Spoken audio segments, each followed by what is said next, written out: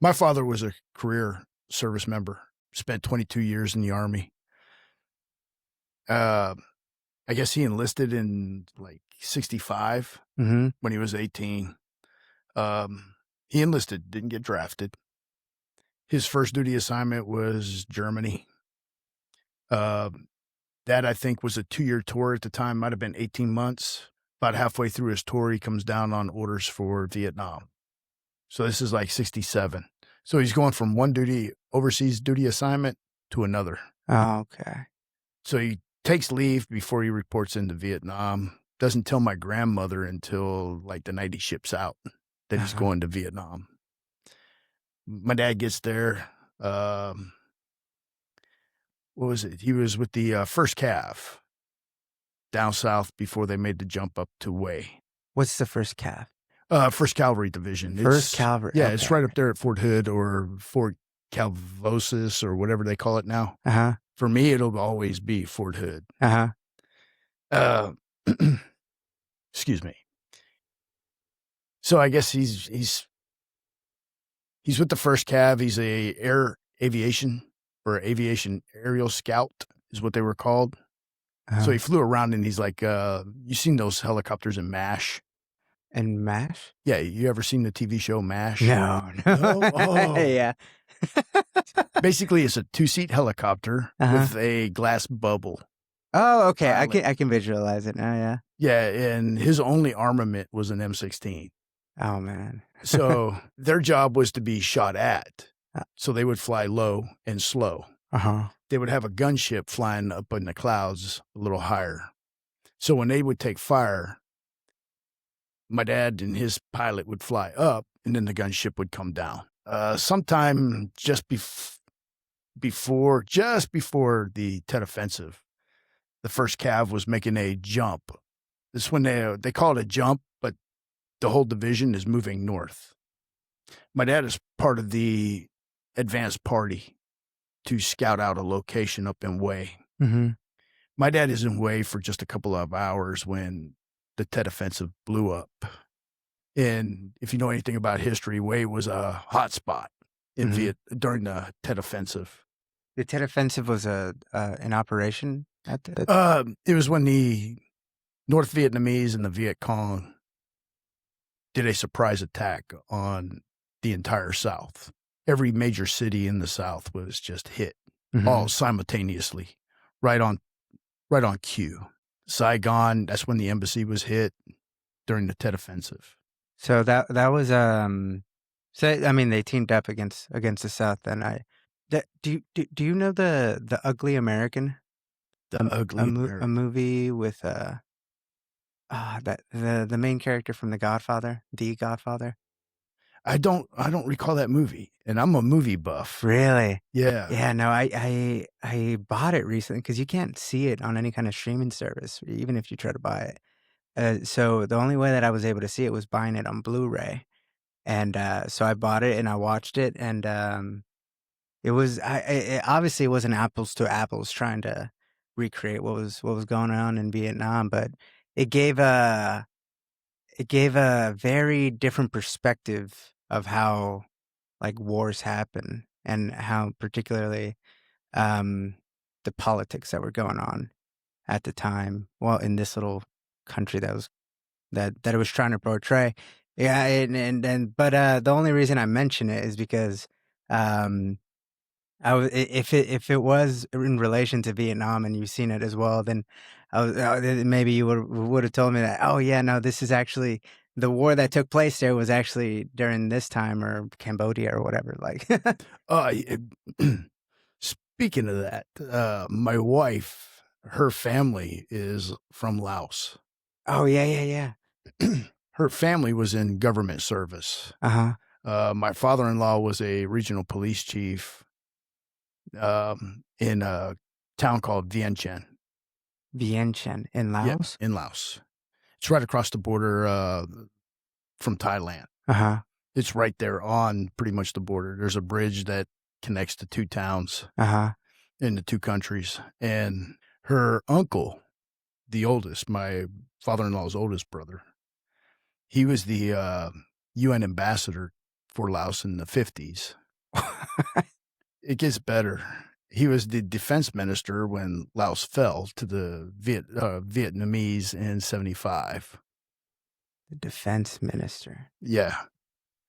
If you ever get a chance, look up this guy named Vang Pao. Vang Pao. Yeah, VUNGPAO or POA. That looks like him.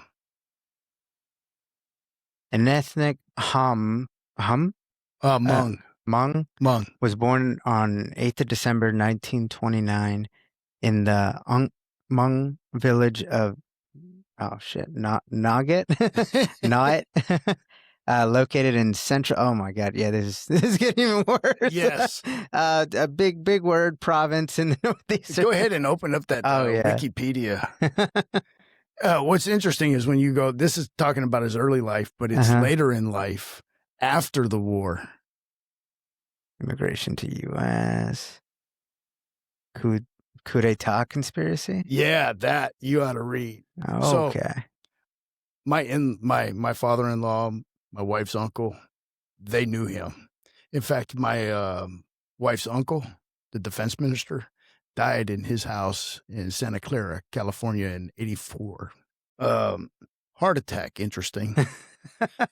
CIA heart attack gun that they highlighted in the 70s. I don't know if you've ever seen that congressional testimony. No. Oh, it's out there.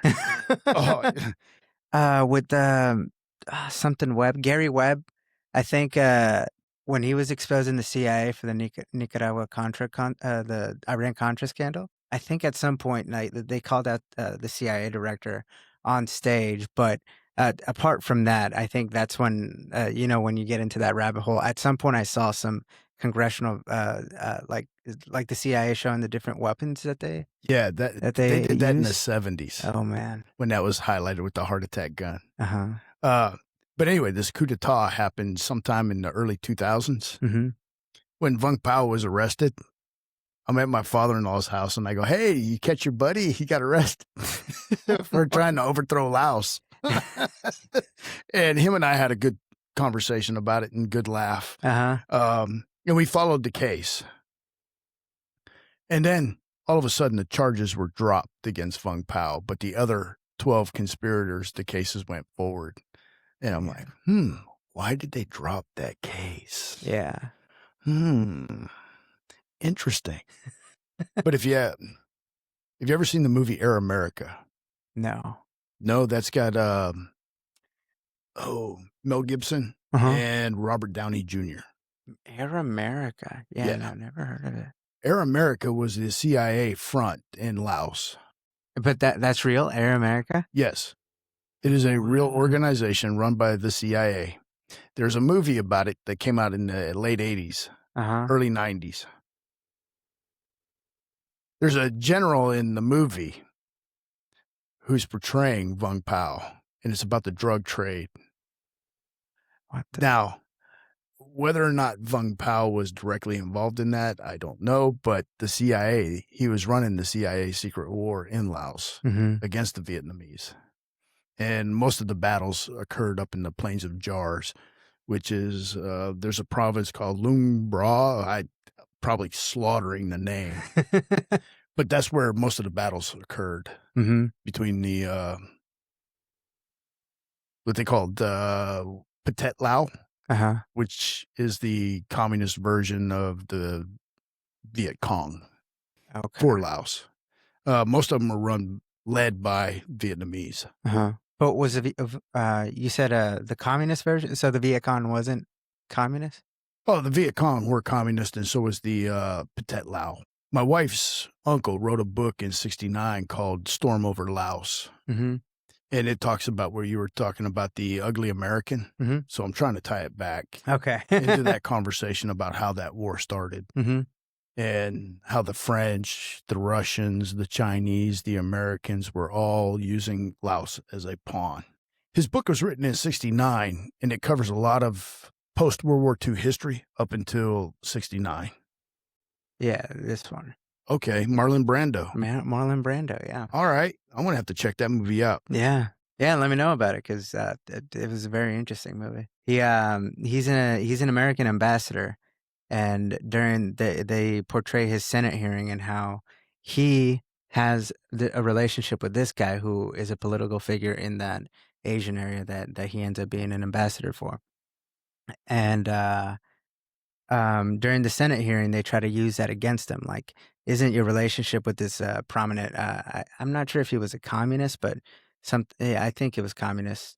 A prominent communist in the other country. Why do you expect us to confirm you as the ambassador if we know that you have this direct tie and friendship with the known communist? And his response was pretty masterful. Like I recommend just watching that clip. But he eventually gets confirmed. Then he heads over there and he tries to try to convince his friend of like what needs to happen in order for like everybody to avoid a conflict. And but he wasn't having it because I guess they like what they believed in, they really believed in. That sounds something similar to Chiang Kai-shek and Mao Zedong in China. Wow. Yeah. Maybe it has something to do with it. Yeah. This is going back to like to the very, very beginning once we started talking of being what's the word that Jaime said? Like knowledgeable on a bunch of this stuff. I wouldn't say knowledgeable, but have different interests. Yeah, well, that's the word that I like to use because it's just so interesting. That it's just fascinating. Actually, I'm fascinated by these types of like movies and world events and that I mean they happen in real life and we just kind of throw it under the rug and life goes on, things change. We don't really know why they change or how they change or how we got to this place, but it makes it easy for it seems like it makes it easy for the powerful to play, you know? Yes, very much, because the news gives you the surface. And you have to go deeper than just what the news reports to get to some semblance of truth. Because I think what the media gives out is watered down. It's biased. I don't think it's always truth. I'm of the opinion that I don't think it's really ever truth. It's something. It's some version of something, but I don't know if it like at the very least a narrative is never really trustworthy. Yes, it is a narrative. It's a story being told by one side, and they're telling you what they want you to know. Yeah. Now within the narrative, there could be some truth, but there's always you got to sprinkle in truth. Yeah, because if not, then it's obvious. It's so yes. Yeah. If you sprinkle in a little truth, then it brings in doubt. And I think that's where they want you to live, is in that doubt. That doubt and I wouldn't say hate, but definitely animosity towards anyone else who has the opinion, opposite view of you. It can spur that, yes, if you get two people that are entrenched in their opinions. Yeah. In their opinions, in their information streams. Because that's more what it feels like. It feels like a information war going on over like for a long time. Like, I wish there was history books over the information wars. I'm sure somebody's written one. You think so? Oh yeah. I don't know. It seems so nuanced. Like it like just now following everything that's going on.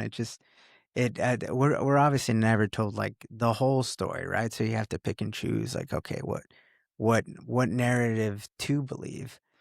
The Bible, Ecclesiastes. Written by what was it, King Solomon. He says there's nothing new under the sun. If there's nothing new under the sun, so these political narratives have always played out throughout history. Yeah. Nothing is new. You think anything's different nowadays though? Like with the amount of information that can get pushed? Like the decentralization of information. I mean, someone in DC can actually give information to someone in California. Like Yeah, it's a split second. At a split second. Yeah, nanoseconds. Mm-hmm. And the speed at which information travels is definitely faster. Mm-hmm.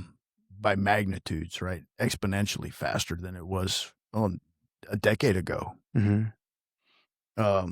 Extrapolate that over time. We have enough information here on this computer or even these phones than that was available probably in the Alexandria library in Egypt. Mm-hmm. But how much has been hidden from us as well? Yeah, through all. I mean, the prime example you just mentioned, Egypt. What's up with those columns underneath the pyramids? Ah, you saw that? Yeah. Ah, cool. Yeah, man. I don't know. That blew my mind too. That just threw everything out the window for me. I can't trust anything anymore. Like our history to because I think we've all grown up thinking that we're the most advanced like civilization to have ever, walked this earth or whatever, this reality that we're in. But it just doesn't seem like that. Okay, those columns are proof that definitely wasn't the case. Like there has definitely been something on a different level than what we're at right now that existed on this world before. Definitely. Take the New York Library, for example. It's this beautiful, great, what do they call it? Greek art or Greek deco art building. We're to believe that building was built in 4 years using horse and buggy. They've got these stones that are massive. This is in New York? In New York City. Just even take the White House, for example. Yeah. That we built that. Are you familiar with the world fairs that they used to have in the early 1900s? Yeah, like the Chicago World. Yeah. How in the hell did they illuminate that entire city? Do you know how many electricians that were needed? Technicians that were needed to do all of that using modern technology? I don't think there was enough available. Electricians, just to light it. Or just, the time it would take to train someone. Yes. But we're to believe that was set up in like 2-year time frame to erect those buildings and to wire it for electricity. Ain't no way in hell that they were able to do that in 2 years or however long they say it took. There is no way. Not with horse and buggy. Now, when you say horse and during the Chicago, they didn't have cars at the time. They probably had cars, but did they have trucks? Did they have trucks that would be able to pull, 2-ton blocks of what do they call it? Limestone or marble. And this is in the New York Library? New York, anything with like a huge column that's like 20 feet, 40 feet high. Yeah. How the hell did they get that there? Yeah. And then you have 40 of those columns. How did they get there? They weren't manufactured on site. You're going to tell me they did that with chisel and hammer? Yeah. I'm not buying it.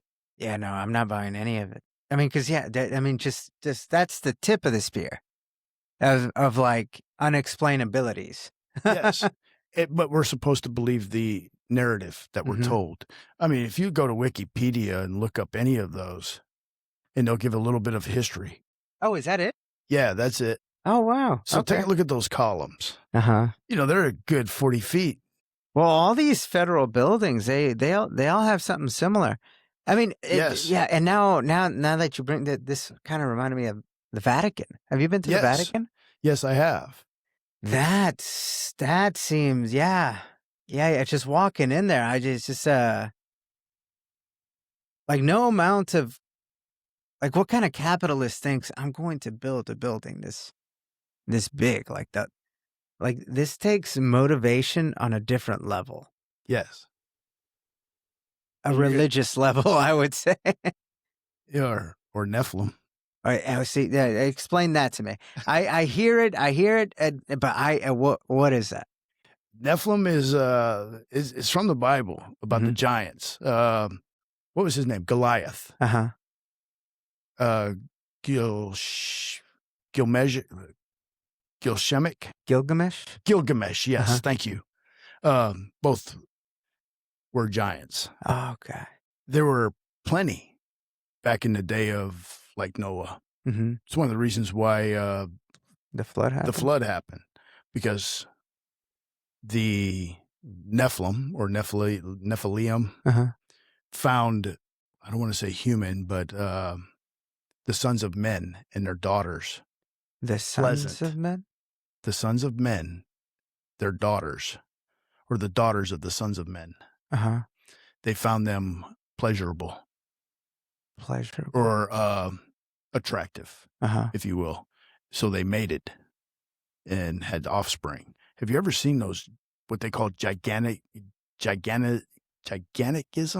Sorry, my enunciation's getting bad. It's like dyslexia of the mouth as I get older. No, you're good. You're good. No, but you're trying to say that like, just to super dumb it down, aliens came to Earth and they found our women attractive, so they... No, not aliens. They were the giants of the day.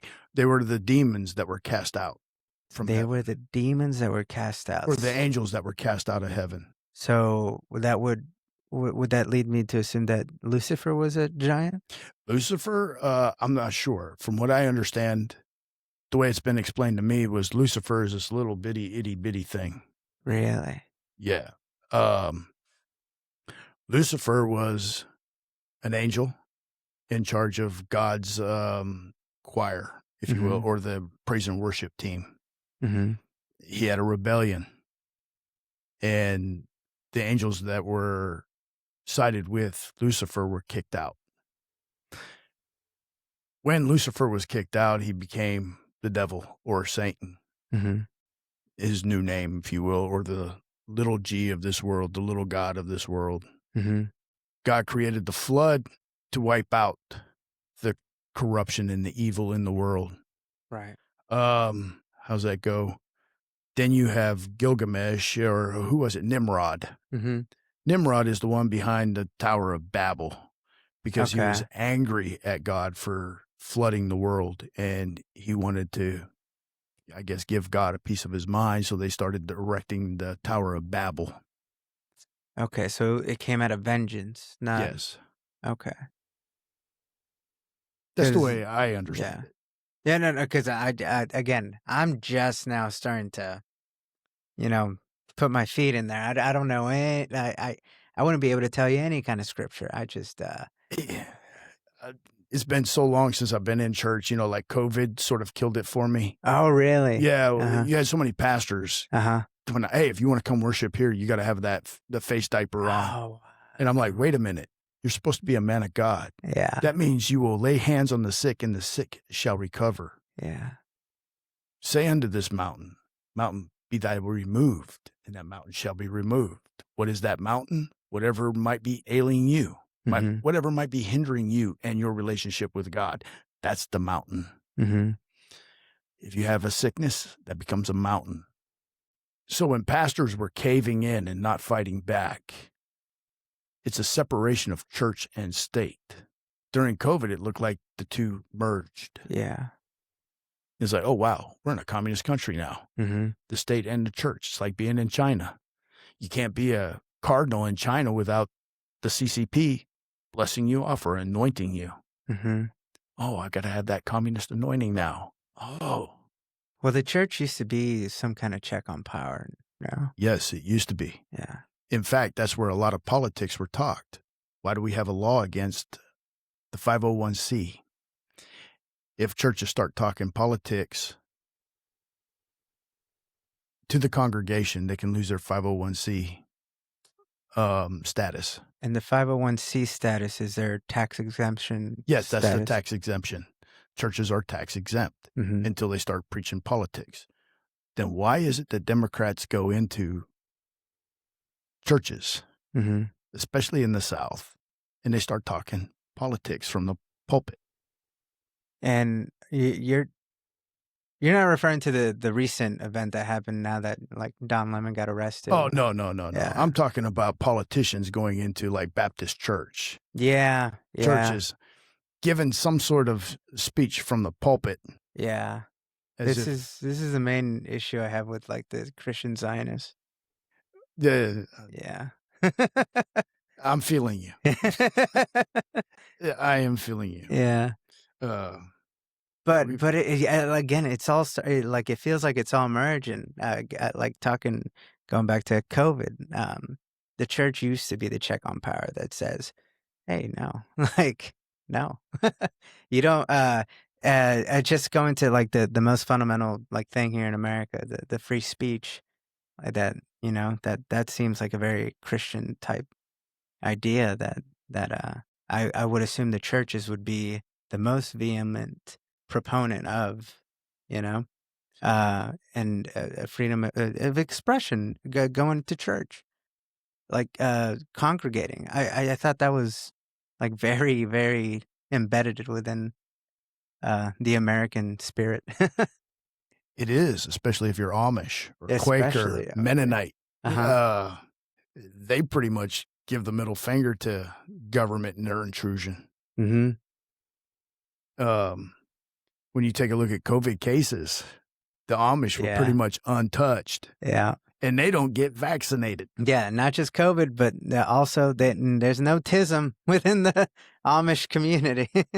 There's no adverse type chronic disease within the Amish community. Right. No autism, no ADHD, none of that garbage that you have in public schools. You're hitting all the tones I've been interested in for the last like 6 years, dude.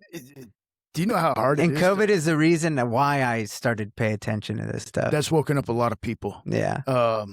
20 years ago, I'd have a conversation like this at work, and I'm this nutty conspiracy theorist.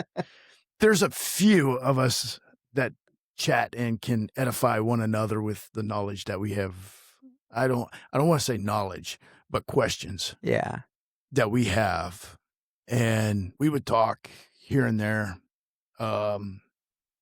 questioning things that were happening in the news, like the invasion of Iraq. Why are we going there? It's about oil. Then later we find out, no, Saddam, the Libyan dude, Omar Gaddafi, they were wanting to implement gold to get off the U.S. petrodollar. Yeah. And they were invaded for it. We all thought it was about oil. No, it was about keeping the dollar king. Well, I would say most people at the time thought it was like, oh, this is our strategic move to get revenge for 9/11 or whatever. Maybe not most people, but at least that was in my consciousness with the people that I interacted with growing up. At least with the kids, yeah, it was like, oh yeah, we're getting the terrorists. I was blinded by that myself. Mm-hmm. I got out of the military in 94. I finished out my 8-year commitment with a year of National Guard. Fast forward to 9/11, I go down to talk to an Army recruiter about enlisting into the Individual Ready Reserve. Uh-huh. The recruiter looked at me like I was nuts. And I'm like, no, dude, I can't enlist into the Individual Ready Reserve. I'm also prior service. Mm-hmm. I said, what they'll do is call up the IRR before they do a draft. What's the IRR? The Individual Ready Reserve. Oh, Those are reservists that you have no drill. You don't get paid. You're just on the roster. Uh-huh. So everybody that enters the military has an 8-year commitment. Mm-hmm. For the Army, you can break that up into, 2-year active duty service. And then you can do 6 years of National Guard, Army Reserve, or the Individual Ready Reserve. Mm-hmm. Until your 8-year contract is up. When you go into the Individual Ready Reserve, which they use during Desert Storm, those guys that had a year or 2 left on their military contract, they've been sitting at home for the last 3 years. They get this nice little letter from the military saying, hey, you need to report to Fort Dix by this date at this time. Failure to do so, you are an out AWOL. What's an AWOL? AWOL is absent without leave. Oh, okay. You've been activated. Oh, wow. Is what they're saying. Mm. It's not really a draft. What they're doing is recalling members that still have time on their contract. But you can enlist into that. So when I went to go look into getting on that list again, the recruiter just gave me like a side-eyed look and like, you don't know what you're looking at. You don't know what you're talking about. I'm like, open up the reg, dude. Mm-hmm. It's in there. If you want me to open it up, I'm going to embarrass the hell out of you. But instead of getting into that pissing match, I just looked at him and said, okay, thank you. You're not interested. I'll go on my way and live my life. I can't wait to get a draft card because then I'm going to laugh at you.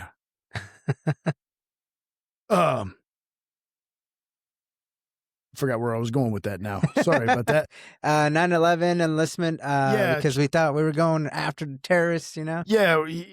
I get caught up in that. Mm-hmm. And at that time, I was married to another woman, and I didn't want to directly enlist. Right. But if my name is on there, they have enough names, they don't have to do a draft. Right. I had already been to Desert Storm, so I go, all right, I can go back. Yeah.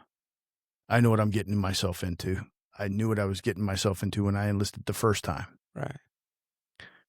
I just don't want my nephews going or my cousin going because they're on a draft.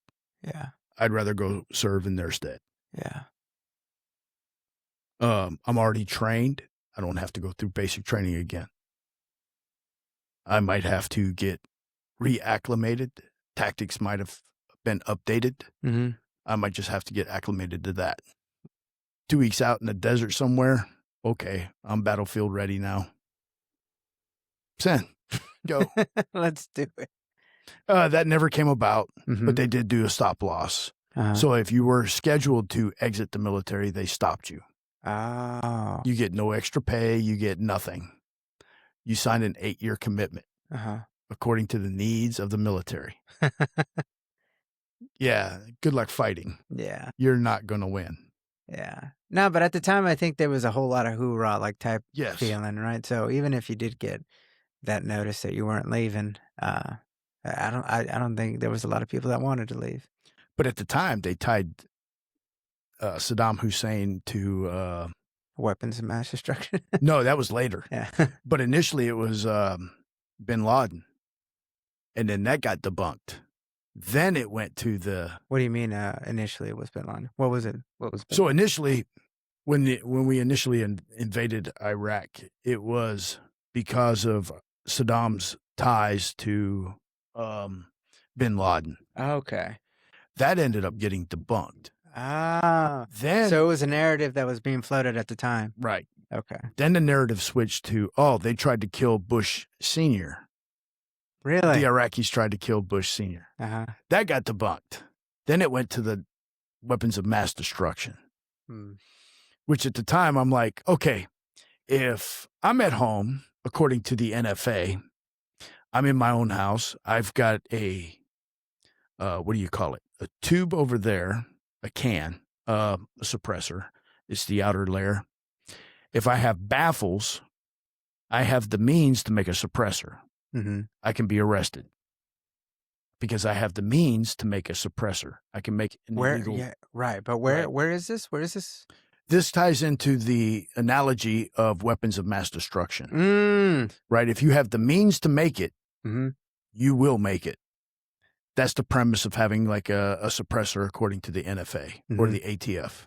And I mean, similar thing going on with Iran right now? With Iran, I like they have the means to make a nuclear weapon. Right. They have the means. Right. So they say. Do they really? I don't know. And who's the arbiters of who can have a nuclear weapon and who can't? Yeah. Granted, if it's state sponsored, you know who the actors are. It's the terrorisms that you have to worry about. Yeah. Or the terrorists. Yeah, but even if it's state sponsored, I mean, at the time, if we really just want to go all over this awesome adventure I think I'm on. Back when JFK was president, he was very much for denuclearization. And it seemed like he was taking the steps to start denuclearizing a lot of America's nukes. Um, but Alan Dulles, the CIA director at the time, he wasn't having it, and he eventually got fired. But once you're a CIA director, you really what's valuable about that is the connections you make and the deals that you make and all these. And it's also having that top secret security And the clearance. top secret security. It's like you're inside the club now. Yes. Once you're in the club, then it's you have access to everything, so you can make a lot of things happen. Especially people that are motivated, especially the people that are motivated ideologically. Now, if you sell the idea that, hey, our president is he's a traitor, he's making us weak, and not at the time where we need to be strong against China. So if you could convince a bunch of people to believe that, and JFK, we think of him fondly, but at the time he wasn't that popular. But and since he wasn't that popular, it was pretty easy to just get a group of guys together, really convene something icky. So you mentioned JFK. Mm-hmm. It's interesting, but I guess my point was that nuclear proliferation they fast forwarded after JFK got assassinated. And not only that, like the Middle East, the first country in the Middle East got their nuclear weapon after JFK was assassinated, and that country happened to be Israel. Maybe they still, to this day, they still don't admit that they have nuclear weapons, let alone that they stole the technology from us. I don't think they stole the technology. Okay. I think it was given to them. Yeah, and that's 100% very possible that people here are very allied with the cause, so it's strategic. We want to have some kind of control over it. That's all BS. I need some hip waders when I hear that. Hip waders? Yeah. When you go fishing and you go out into the water, you wear hip waders. It's the waterproof that goes up to your chest. Oh, I gotcha. Yeah. So the crap is getting that deep. Yeah. I get it now. Oh man, we went all over the place through I think I got a good grasp of what all your at least a good bunch of what our interests are that we're really into. But I want to get back and I want to go through all of them again, but dig a little deeper into it. So you were just telling me about the Nephilim, going way back to the Nephilim of so there was giants at the time, giants and humans, or giants and whatever we are. Yeah. And this is just entirely two different species, right? Two different species that could interbreed. Yeah. Like donkeys and horses. Yeah. So you talk about the Sphinx, right? Mm-hmm. It's that lion with the man's head on it. Yeah. Is that really mythology, or is that actually truth? Is it actually part of history? Uh-huh. You got the Sphinx, you have the what the heck did they call it? I'm not real keen on Greek mythology. Uh-huh. So in Greek mythology, you had the what was it? The goat or the ram body, and then the body of a man's torso. Oh, a centaur? Centaur. Uh-huh. Are those really real? Dragons. Rogan's a believer of dragons. We have 12, the Chinese have 12 zodiacs, right? Mm-hmm. Just like, the Western, we have the astrology. They have their 12, we have our 12. Mm-hmm. All of them are real animals, but they have the dragon. Was that a real animal at one time? So all of our astrological, they're all real animals, but theirs is also real, except, at least to our understanding, the dragon. Right. Where did the dragon come from? Yeah. it's just a question. I'm not saying they were real. I'm not saying they're not. But going back to the Nephilim and all of the mythological creatures from Greek mythology, were they real? I don't know. Where did they come from? Man's creation? Yeah. Of our own mental. Hollywood. To draw an analogy, Hollywood never creates anything that hasn't original, right? Yeah, they borrow stories from real life. Greek mythology, did they borrow stories from real life? But I mean, could you say the same thing for like someone like Stan Lee or the creators of the Hulk or Superman or Wolverine?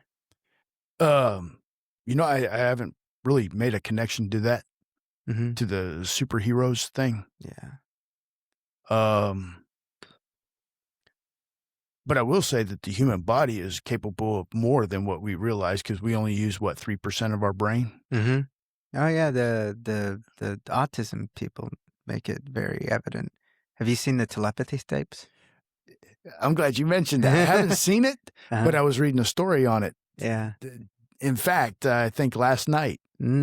So there was a guy before, I forgot what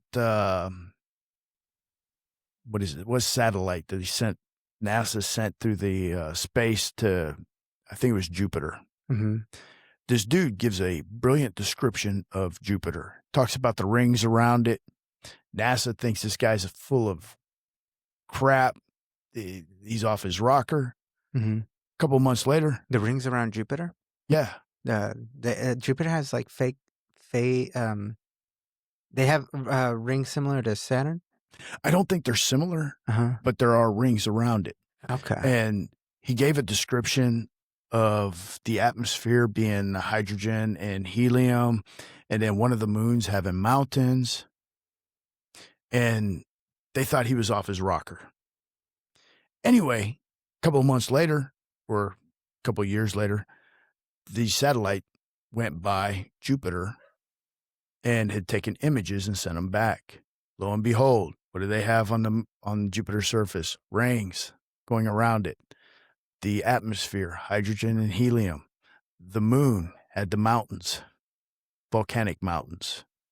So the moon has the moon in Jupiter orbiting Jupiter. Yeah, the moon orbiting Jupiter. Europa or something. Astrology is way outside my. I look up, I see the Big Dipper. Okay, there's the Little Dipper. All right, that's about the extent of it. Same. 100%. Hey, look, there's the Taurus. Really, I'm not seeing it. All I see is stars. Yeah. But it was a story that captured me, and the CIA had reached out to him, and he ended up becoming the focal point for their Project Looking Glass. Project Looking Glass. I've heard that before, but yeah, I don't. It ended Project. I think Candace mentioned it. It might have been. Yeah. I think that ended in 95. Project Looking Glass ended in 90. Actually, I gotta know. This is perfect. Rock moment. Hey, what is Project Looking Glass? Project Looking Glass usually refers to a conspiracy theory floating around online. Folks claim it's some secret government tech, maybe from the CIA or military, that lets them peek into future timelines using advanced quantum computers or alien gear. Sounds wild, but there's no hard evidence. It pops up a lot in UFO chats on X. Want more details or sources? Is that what it is? Yes. Peek into the future timeline, because this also ties into like Alice in Wonderland now. Yeah. I think it's all interconnected. Alice in Wonderland. Dude, are we watching the same podcast? I think so. I think so. Yeah. Hell yeah. It's like I'm diving into the comment section with people, but I like an actual person. It is weird. It's for me. It just it prompts questions, and I don't want to say I'm a good researcher. I'm just on a quest for knowledge, not knowledge, just information or possibilities. Because some things that we see every day doesn't make sense. Trying to correlate it. I mean, there's a conspiracy theory now that says we're not living in a reality, that it's, we're living in a movie. a simulation. A simulation. Yes, that's it. Thank you. That we're living in a simulation. Everything is created for us. Yeah. One of my managers and I got into a conversation and we were talking about capitalism. Capitalism is one thing, and then the free market is something that's totally different, but it's based off capitalism. But they're the flea market is based off capitalism. Free. The free market. Flea market? Free market. Yeah. Yes, okay. Free. The free market is based on capitalism. It's not vice versa. The capitalism isn't based on the free market. I still have yet to read Adam Smith's Wealth of Nations. It's a book that is on my to-do list. Yeah, it's on the bucket list. Yeah. I've been well aware of it since high school, but never picked it up. But capitalism and the free market are I think, two totally different things. Because in a free market, it is the market that settles price. Capitalism has turned into monopolies. I call it crony capitalism. Yes. Yeah. And every business wants to limit risks. Every business, because that is your success. How much can you control your risks? Risks include competition, pricing, innovation. And how do you control that? Well, hey, we can control innovation by being innovative. We can buy competition. We can we can acquire a company that is good at this where we suck. Then they eliminate their competition through purchasing. They can eliminate their competition through regulation. Make the bar to entry so high that a startup cannot get there. Yeah, this is what happened with the rocket industry. Yeah. This is why Elon was such a eye-opener for me as well. Him forcing his way through all that bullshit and getting through to Congress to... Did you ever see that congressional hearing? No, I have not. Elon and the CEO of Boeing. I forgot his first name, but his last name is Gas.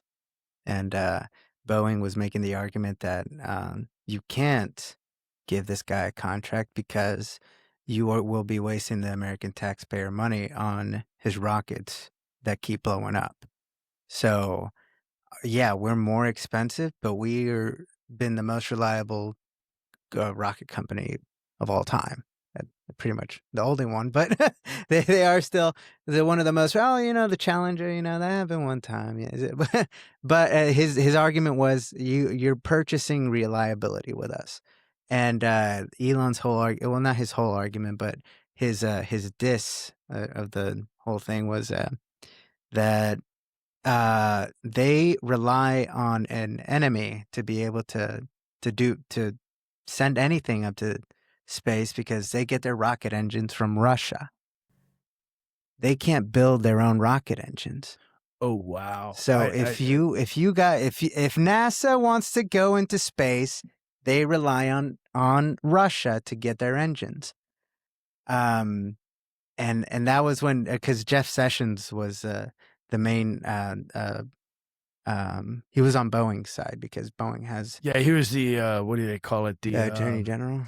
He was the Attorney General, but when he was in the Senate, he was probably a committee chair. Yeah, I think he was a committee chair of that hearing, and so Jeff he kept talking shit to Elon, and Elon was like, "Well, I mean, your boy over here buys his rockets from Russia, so I don't know what the fuck you're talking about." And that's how he won. So he didn't win a contract; he won the ability for an opportunity to be able to qualify for a contract. To submit a bid. Yeah, to submit a bid, yeah. Yeah, that's because Boeing had senators in their pocket. 100%, yeah. And that's where the barriers to entry come into place. And that's, you gave a prime example of Elon breaking down that barrier by calling out their bullshit. No, probably back in that time, I looked at Elon as an enigma. I didn't know much about him. I've heard a lot of people hyping. And usually when somebody's getting hyped, I turn it off. Yeah. It's more culture than it is truth and logic. I didn't come to appreciate what Elon offered until, I guess, Trump threw his hat into the ring. Right. And Elon jumping all over that and calling out some of the bullshit that was going on. And when he became a part of DOGE, I became an Elon fan. Yeah. Huge Elon fan now. I'm like, go get him. Go get him. Go get him. We've been screaming about this for, 25 years or more. Yeah. About all the government waste. Did you hear about that fight he had with Scott Bessent? No, I did not. There's obviously no one's going to confirm this, but do you remember when Elon got the White House, the key to the White House from Trump? You know how he had that black eye? Oh, yeah. Really? He said it was his son that he hit him with something or whatever. But what I seen is that they had just had a really big argument from spectators that saw the whole thing. Scott Bessent decked him in the eye. Oh. But that's because Elon went after him. I think he tried to tackle him. Oh. And Scott just kind of gave him the, So you mentioned something interesting. The black eye. Are you familiar with the Black Eye Club? No. Oh. So Harry Reid shows up with a black eye. Who's Harry Reid? Harry Reid was the senator from Nevada. Okay. Before he passed. How long ago? Oh, man. Maybe 10 years ago. Then you had Mitch McConnell. He ended up having a black eye. Oh, yeah. John McCain, black guy. As soon as you say their names, I automatically go to that. Oh, yeah, you had a black guy. So you can, hey, we got Grok. We got Grok. Let's ask Grok. Grok, what can you tell us about the Black Eye Club? Black Eye Club? Okay, diving into the weird stuff. Yes, we are. All right, diving into the Black Eye Club thing. The Black Eye Club is one of those wild internet conspiracy theories that keeps popping up.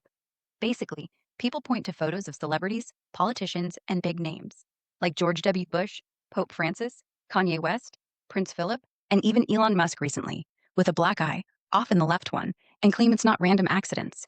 Instead, it's supposedly a deliberate mark from an Illuminati or secret society initiation ritual, like a hazing, soul scalping, or some occult ceremony to join the elite club. Here are some examples people always bring up. That's Elon Musk showing up with a shiner in 2025, blamed it on his kid. But yeah, conspiracy folks went nuts. Classic montage of celebs with the black eye look, tied to all the Illuminati stuff. Theories get dark quick. Some say it's from adrenochrome injections, that QAnon blood thing, alien parasites, or just a humiliation ritual. Others link it to old myths like Odin losing an eye for wisdom. Truth is, most of these are explained by normal stuff. Falls, punches, medical issues, or even makeup, like Doja Cat's Fashion Week look. Coincidences happen, and once you start looking, you see patterns everywhere. It's fun rabbit hole material, but zero hard proof it's real. Just internet folklore that refuses to die. What do you think? Coincidence or something more? Well, if you're in the market for a red car, say you're looking for a red F-150, you're not even talking to a dealer yet. You will start to see a lot of red F-150s. Oh, you're talking about the AdSense and it's something your mind does, and it starts to identify patterns. Yeah, I drove a silver F-150 for many years, and I would see them all over the place. Same make, the same trim. And I'm like, damn, they're all over. Yeah. This is what Grok is talking about, how, Pattern if you're recognition, looking yeah. pattern recognition, if you're looking for it, you'll find it. Mm-hmm. So I don't know, but it was interesting when I first heard it, the Black Eye Club. And hey, Grok, can you pull up pictures of Here, let me turn them on. There you go. Harry Reid with a black eye, Mitch McConnell, and John McCain? But here's the really good recognition is that they're all the left eye. But, okay, if you and I were in a fight, I'm right-handed, you're on the left side, I would hit on the left, so that would make sense. Yeah. Most people are right-handed. Mm-hmm. So, but it gives, if it is true, then it does give those that have that black eye a somewhat of a out. Mm-hmm.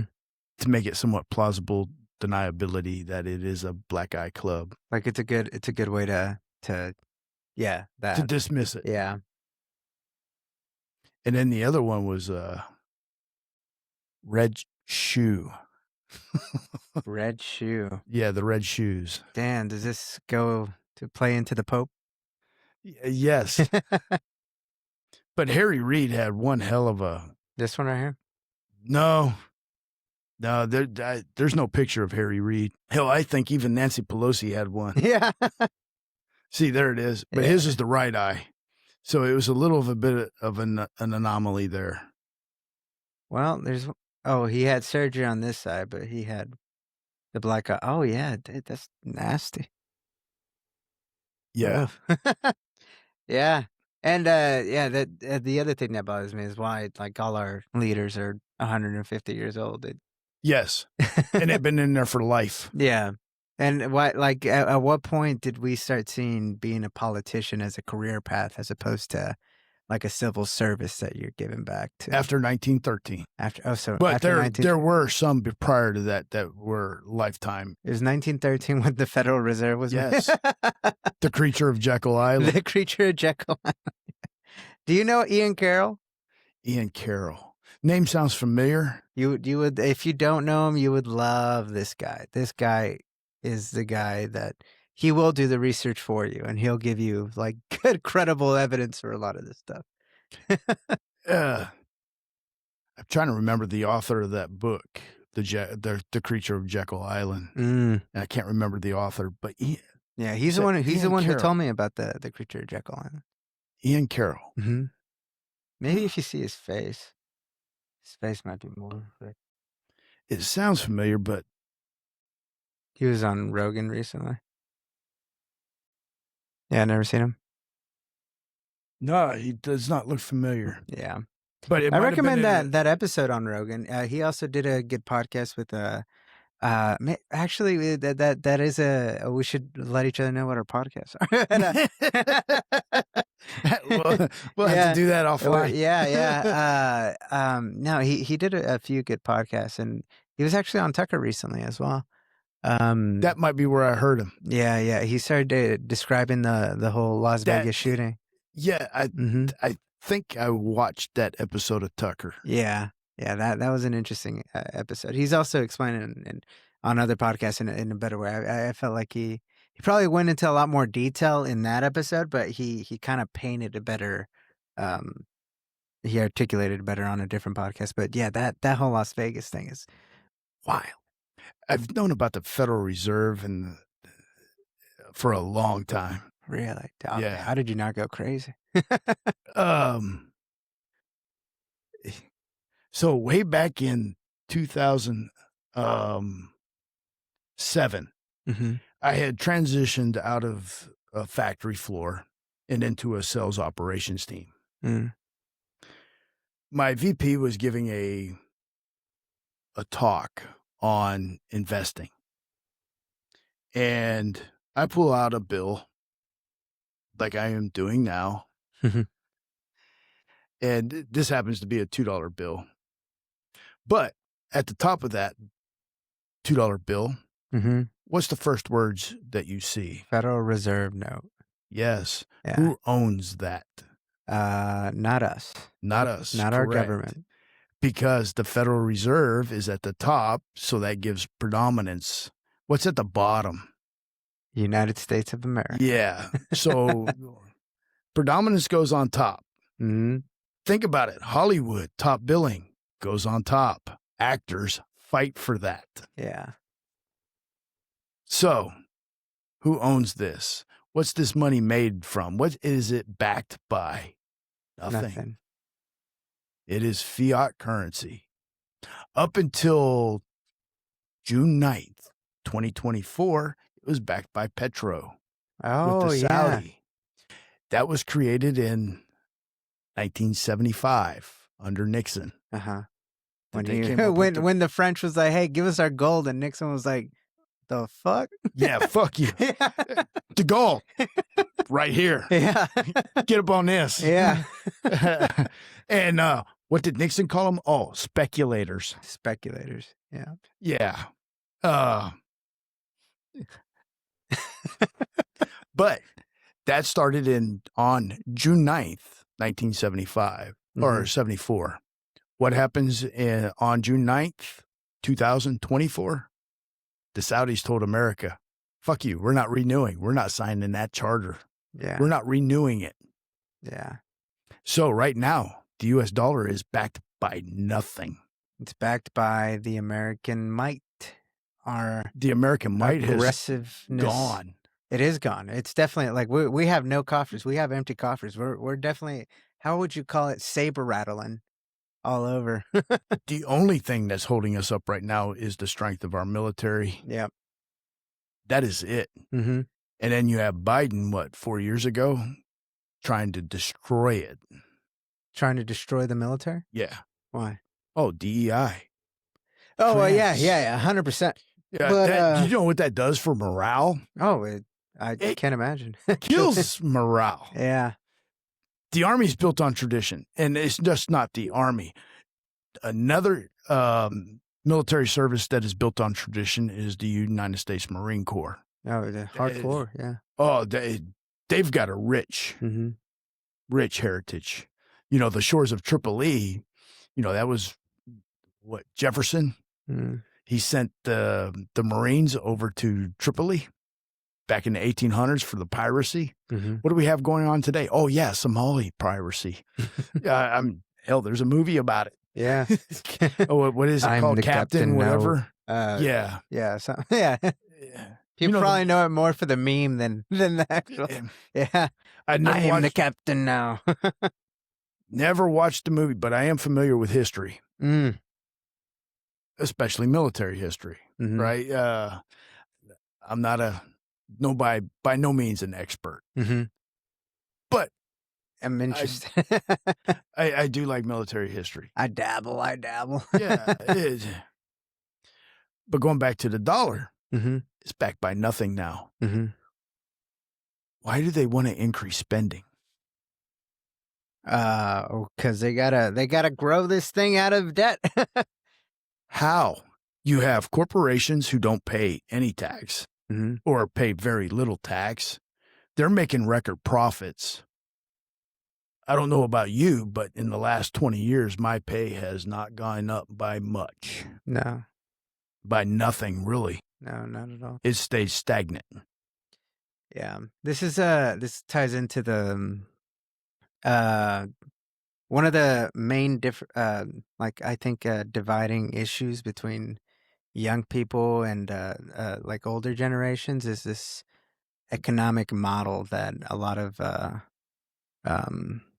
people still believe in. And I think the younger generation is really like the bulk of the how would you call it, like the awakened people. Like, hey, this like you guys are leaving us a lot of bullshit. Like, yes. Like, oh wow, this is all coming to a head like right when we're supposed to enter the workforce or whatever. Like this is looking bleak, man. They see it because they can't get a job. Yeah, they can't buy a house. They can't buy a house. What is the median age now? 40 years. It's greater than that. It's greater than 40 years It's now. in their 50s.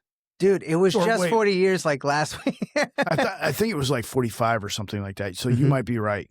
But I was reading an article 2 days ago. Companies are looking for older employees because they can hit the floor running. Companies are not paying or wanting to fund training for younger employees. Yeah. So all of those, like my son now, who's a junior at A&M studying megatronics. That's a great thing to be studying. Oh, dude, no kidding. Yeah. That's perfect. You know how many different industries he could go into? Everywhere. Everywhere. They would fight for him, actually. Yes, and they are. Because you get what? Mechanical, electrical, programming. Computer science, yeah.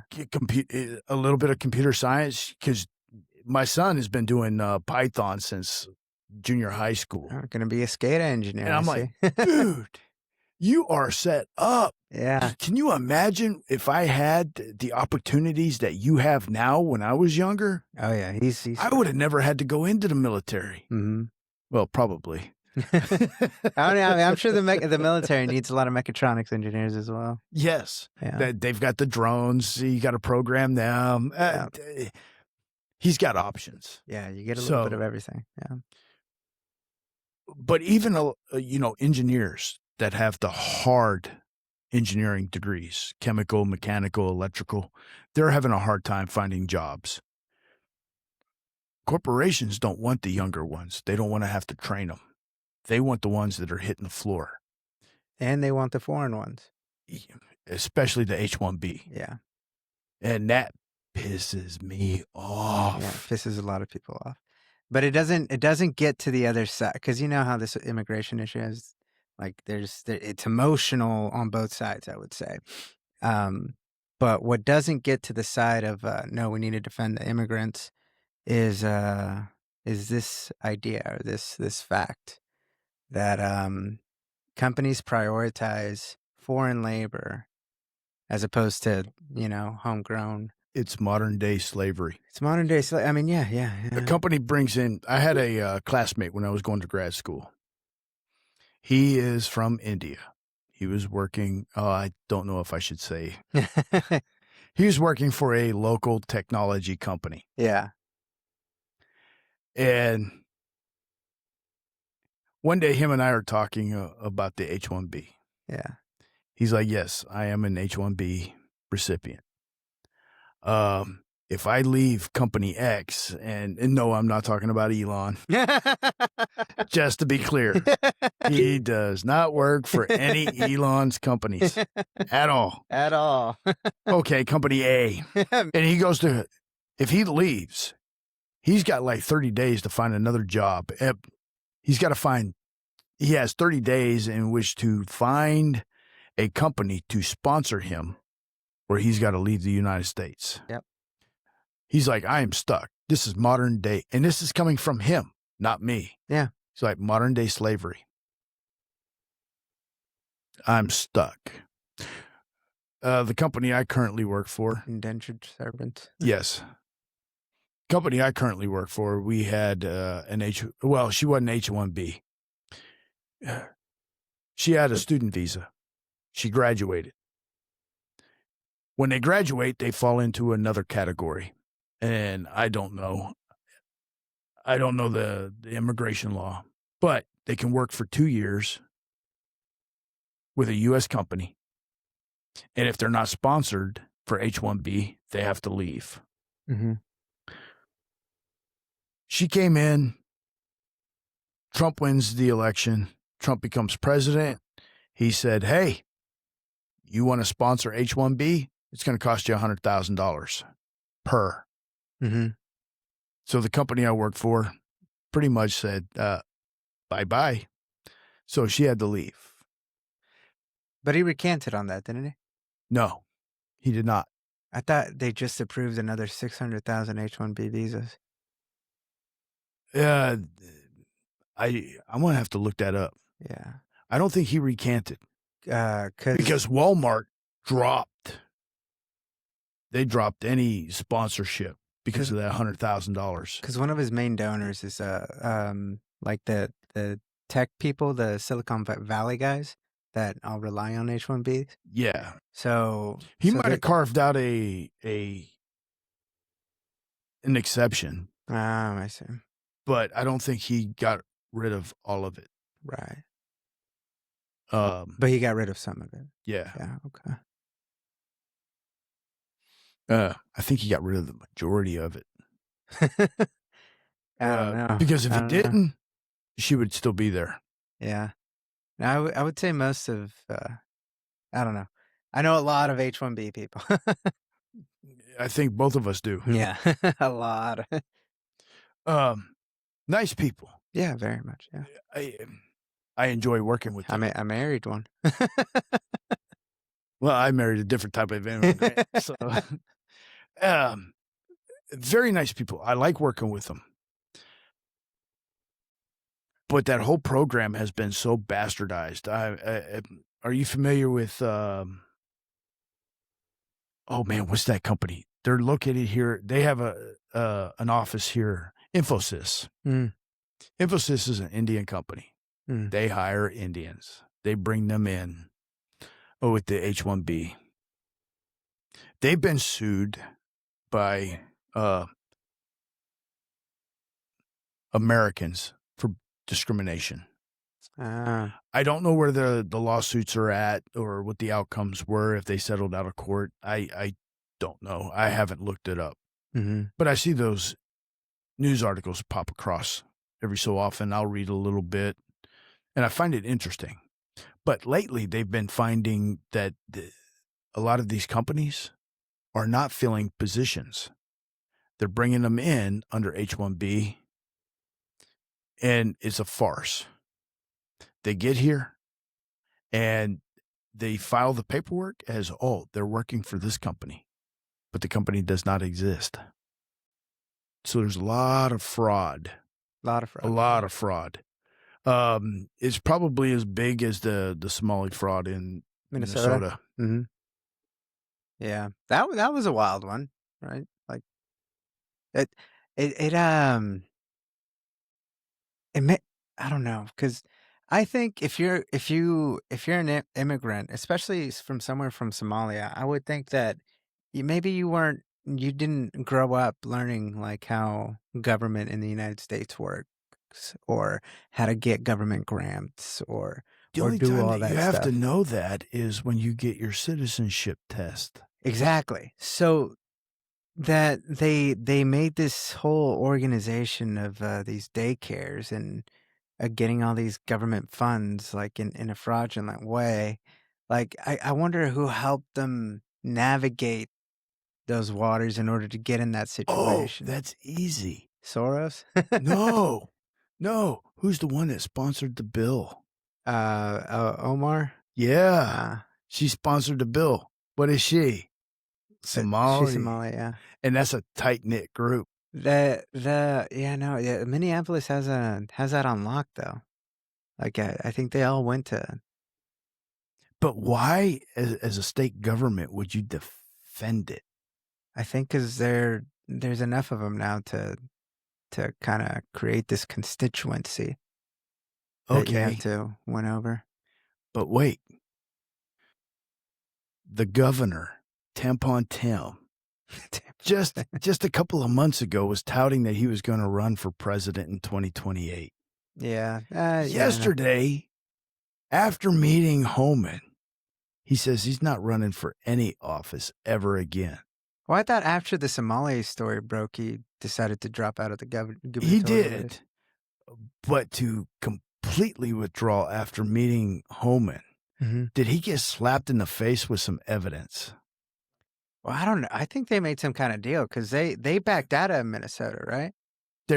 Homan backed out of Minnesota. No, he said there was going to be a withdrawal. Yeah, he didn't say he was backing out. Well, I don't know the difference. So I'm thinking of military terms. Yeah, right? no. This is why it's good that you're here. Well, withdrawal. So in military, we never say retreat. Never say retreat.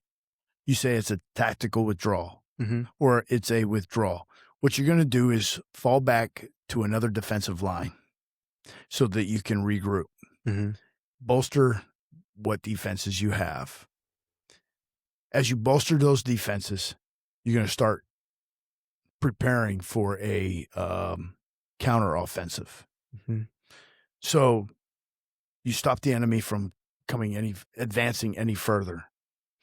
As you do that, you're building up more and more and more. And then you're going to make another push. So you think that's what Tom Homan's doing, though? Yeah. But why? why? I think it's strategic. Why? Yeah. Because Minnesota only has maybe 200,000 illegal immigrants running around. No, I think they probably have more than that. Well, it's definitely nothing compared to California we or had 20 million. Texas. If the estimates are correct, and we had 20 million people invade the United States in the previous 5 years. Well, 2025 being an exception where there was nothing. Yeah. Right? If we had 20 million people invade and come across the border unchecked, we've only deported less than 2 million right now. Yeah. That's 18 million divided by 50 states, say 48. Have we deported 2 million? Yeah, less than. It's like 1.8. Okay. Only in 1 year. Yeah, because I thought he was way behind the target. No, way behind the target. No. If you still look at like compared to Obama still blew him out of the water. Yeah, but he had 8 years. Yeah. Trump has only been in office his second term. No. But I'm saying rate as far as how many he was doing on a monthly basis, I guess, in his first term. But I don't know. I don't know. I hear a lot from Trump supporters that they're really disappointed in the amount of deportations that have happened so far. So what I also heard a story here that was equating Minnesota to Texas. Texas has 10 times the amount of ICE operations going on than Minnesota, but you don't hear about it. Oh, because the governor is helping. The governor's helping. Well, I mean, just the government in general here. Yeah. Yes, they're being accommodating. Yeah. Where in Minnesota they're trying to interfere. Hell, you got a mayor coming up. Hey, we're not going to obey. We're not going to abide by federal law. Yeah. Whoa. Wait. Supremacy clause. Well-established law. You're not going to obey. That's what's insurrection. The supremacy clause? The supremacy clause means that federal law trumps state law. So take for example, the NFA, the National Firearms Act of 1933. They've outlawed suppressors. I think here in the state of Texas, suppressors are legal. But in order for you to buy one, you have to follow the NFA. If you make one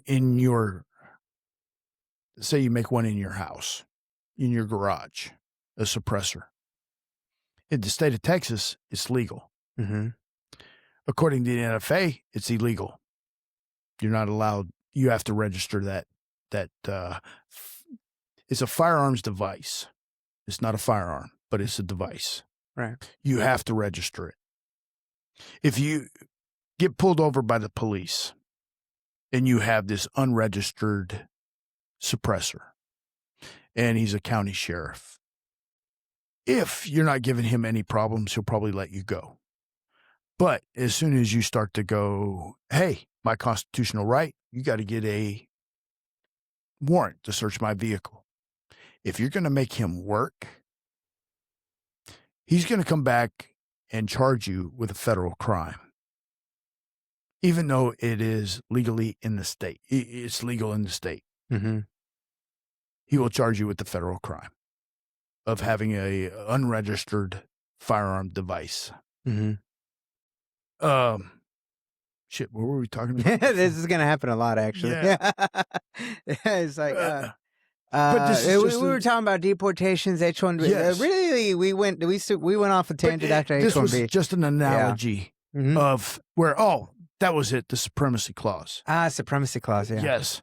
So federal law overrides state law. Mm-hmm. What I never understood is you have states like California, when it comes to marijuana, Mm-hmm.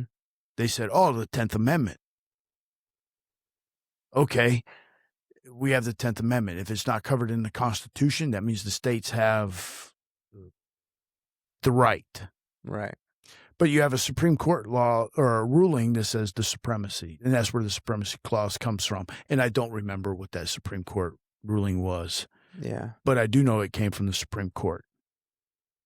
Then you have the sanctuary cities and states, and they argue the 10th Amendment. Federal government has turned a blind eye to it and hasn't really enforced or opposed the sanctuary status of states and localities. Yeah. I think they might be afraid to. Not because of the backlash they'll get from that, but I think for the precedent that it'll set. Because there's a lot of, like imagine it's not the immigration issue. Let's say, like, what issue would animate you to really just say, like fuck you to the federal government? Well, there's two examples there, right? There was the weed, Mm-hmm. the marijuana, and then immigration, Mm-hmm. where they have sanctuary. This, I think, goes back to the 17th Amendment. Do you remember what that is? No, that's where senators are no longer appointed by the governor of each state.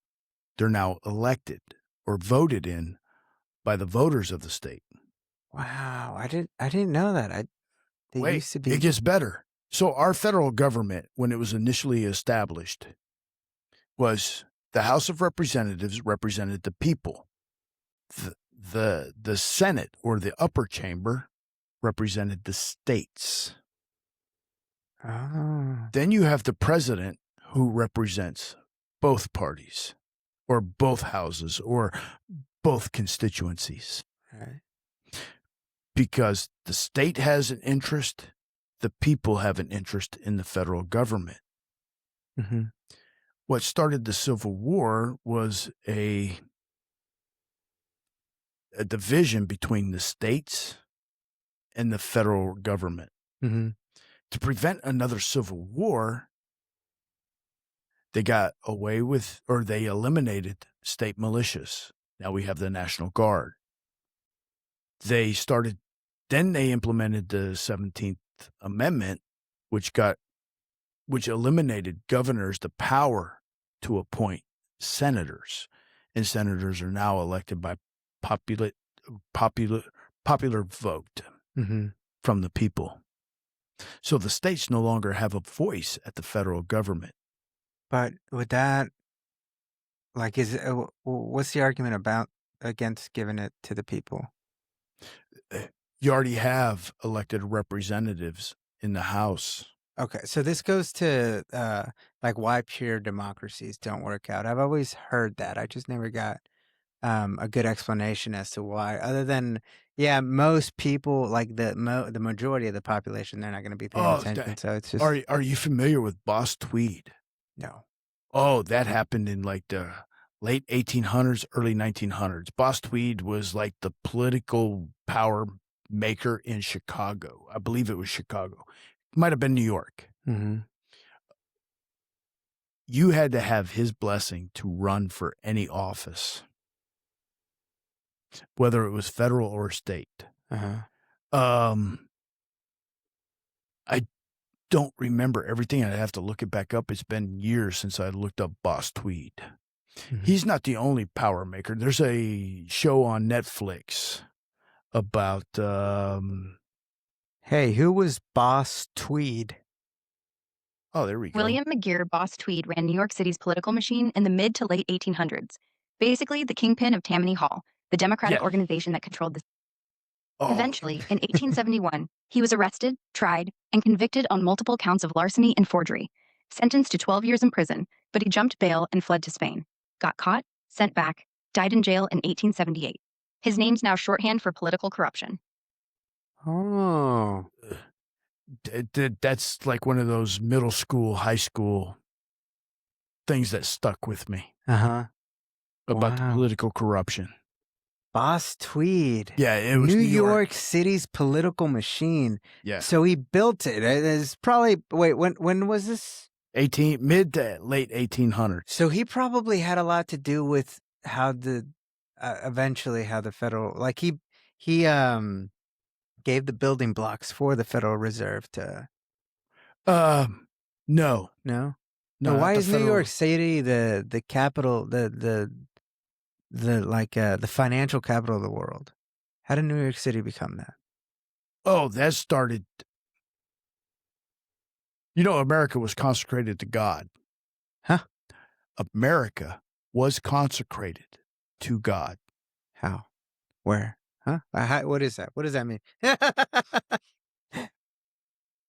Our founding fathers in 1776 in New York City consecrated the country to God.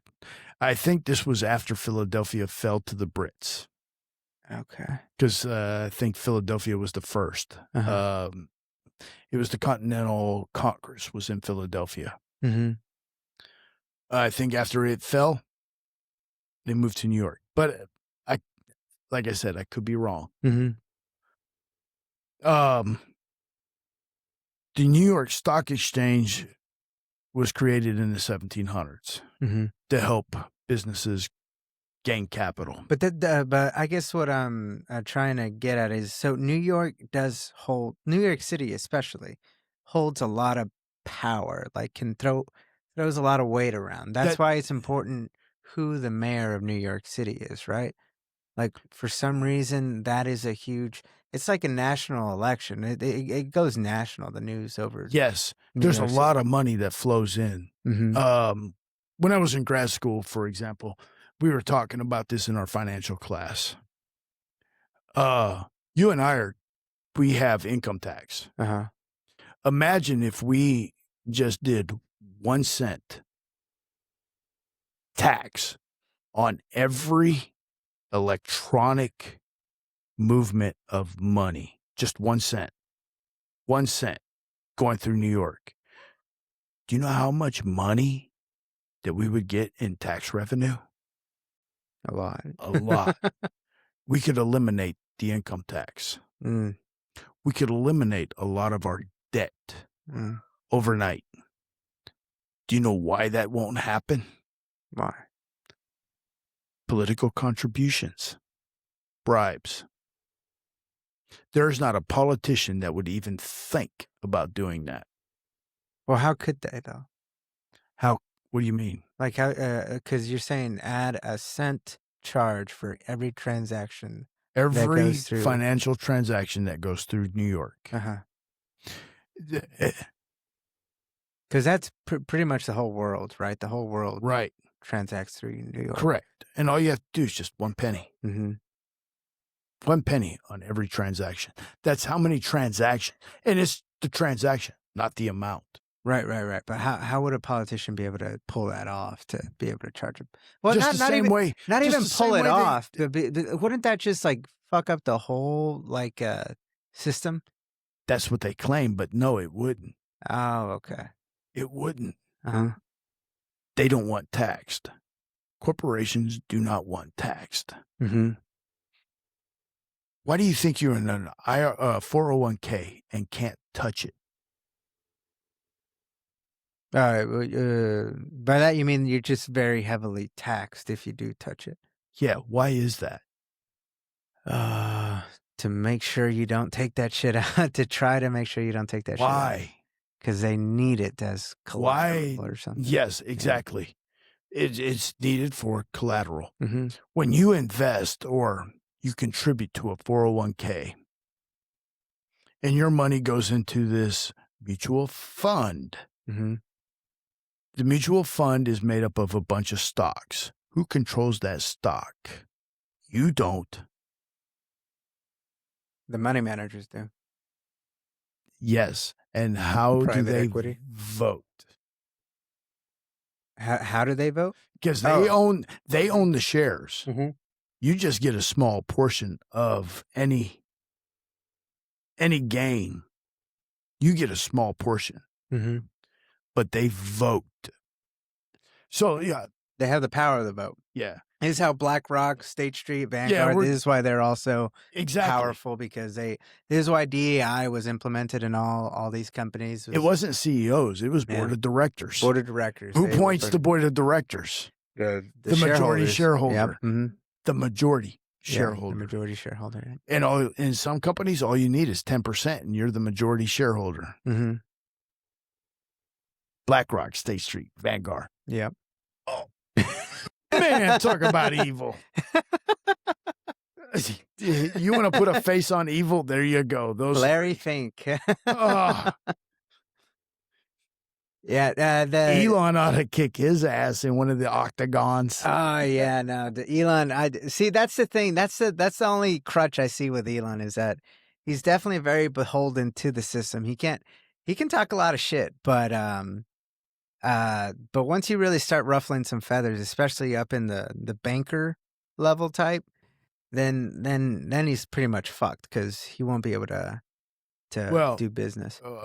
There was an article here recently that said he's the richest man ever, close to $1 trillion. Yes, but that doesn't mean he's the most powerful man ever. He could be, but if he starts selling a bunch of Tesla stock to be able to fund all the whatever maneuvers he's trying to do against these interests, then it's just going to plummet. He'll quickly become the not richest person in the world. True, because they'll start dumping his stock. Yeah. So if he said some shit about Larry Fink and started attacking BlackRock, BlackRock's like, well, fuck you, sells all their shares, pressures all the other people that they hold a lot of leverage over to, hey, sell your fucking Tesla So shares. here's the thing that I got that really irks me.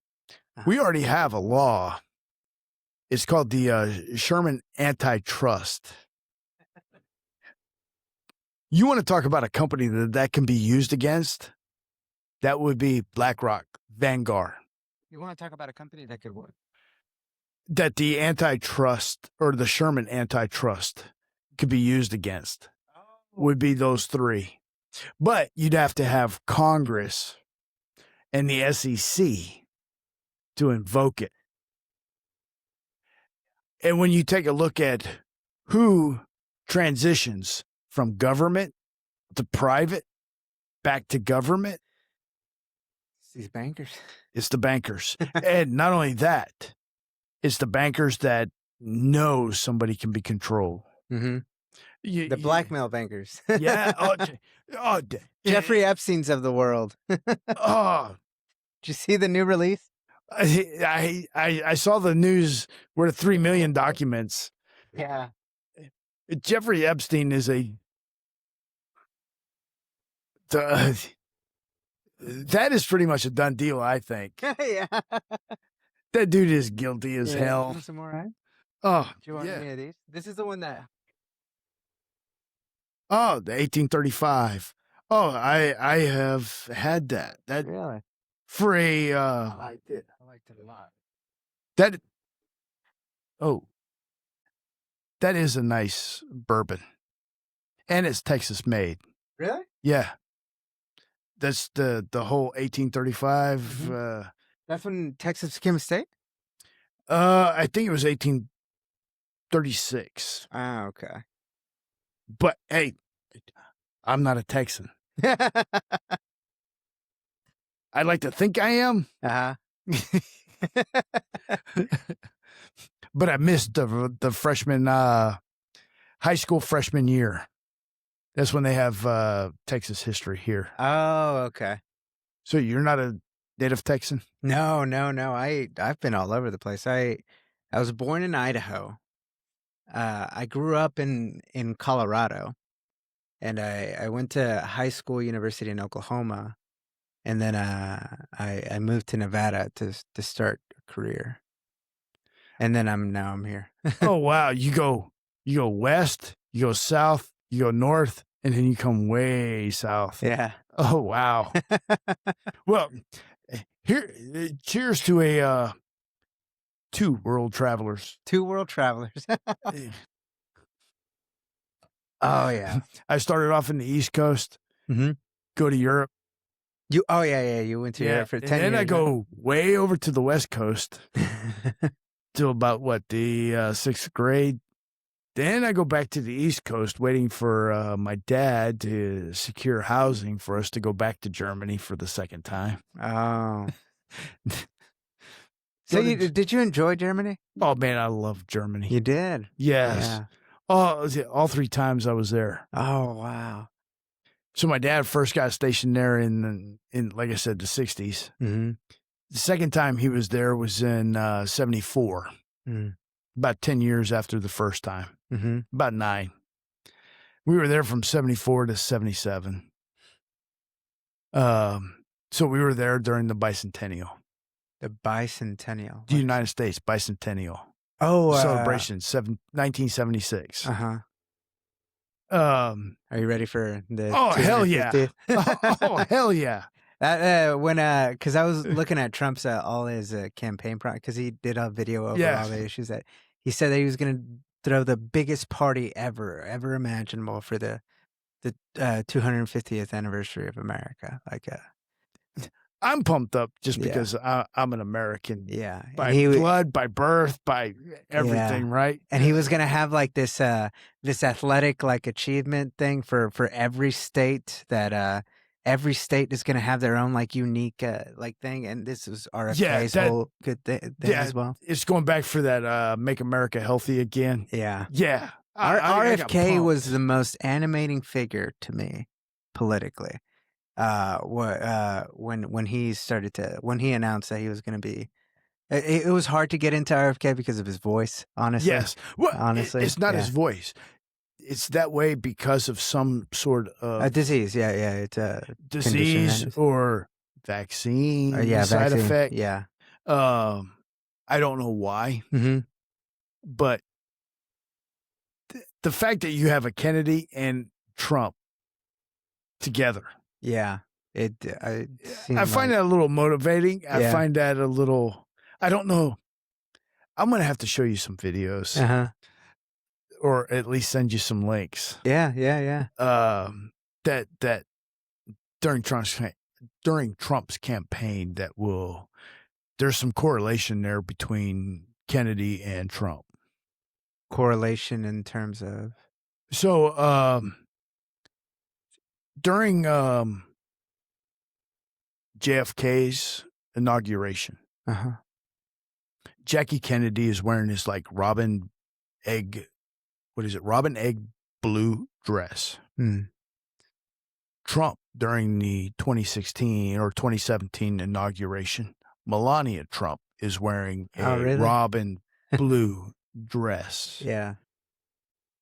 There's a lot of crossover between the two. Yeah. Well, he did talk about his uncle, who was like this MIT scientist, who's like also very anti-atomic bomb. I think his name was John Trump. John Trump or something. Yes. Yeah. And I think that's kind of why they had a huge affinity for Kennedy, because he was also trying to get rid of it. I was not a Kennedy fan when I was younger. Yeah. I did not like JFK. Later in life, I start to learn about things that he had done. He wanted to break the CIA up into 1,000 pieces. Yeah. He signed an executive order making silver certificates again. Yeah. Shortly after that executive order, he was assassinated. He signed the executive order, I think, in July. He was assassinated in November. Johnson took no action on that executive order, and it just pretty much died.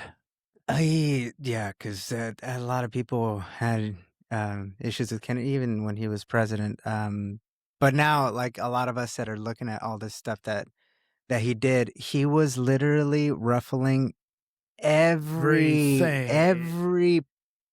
centralization of power structure that there was. He was going after, and that to me, like, so mind-boggling that since then we haven't had public though. No, it wasn't public at all. It wasn't public. And he was doing it all behind the scenes. Even though those power structures got him elected, but including the mob, the Jewish mob, but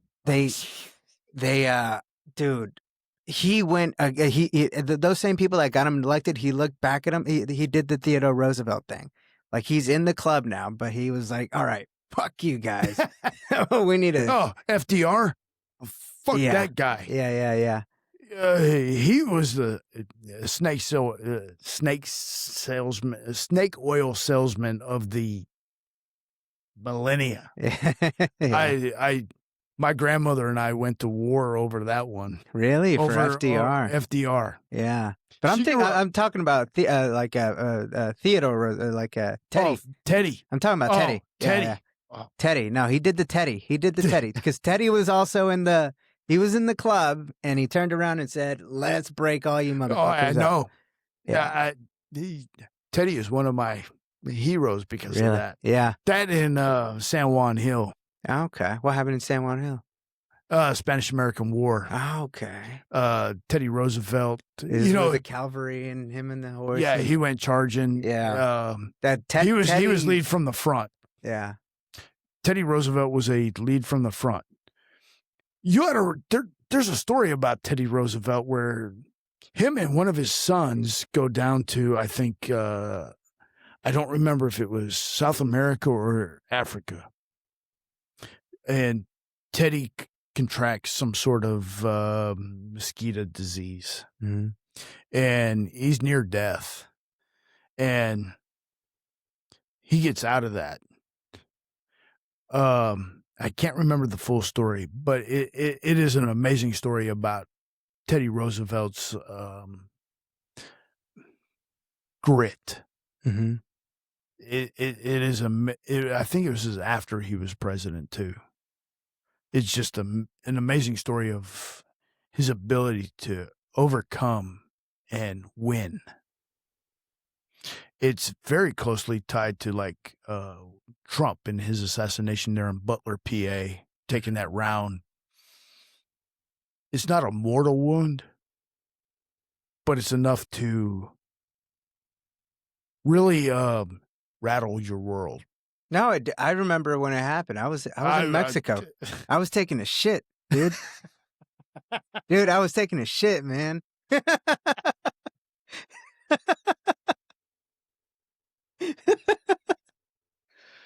That's funny. People remember where they were when JFK got shot. Yeah. My mom could tell you what she was doing. Oh man. No, I had to pinch it off, man. I couldn't continue the current activities. I got emotional, man. I did actually like shed a tear. I did. I felt because I know Trump was this. I mean, to a lot of people, still is this figure of a fuck you to the establishment. And if Trump was the guy that got assassinated, like that would change everything. I don't think so. No? No. Really? Really? I mean, just wait. Let me ask you a couple of questions. Uh-huh. Think about the educated and semi-educated employees. By that, you mean like whether or not they went to a university or? Yes. Okay. Whether they have a college degree or not. Mm-hmm.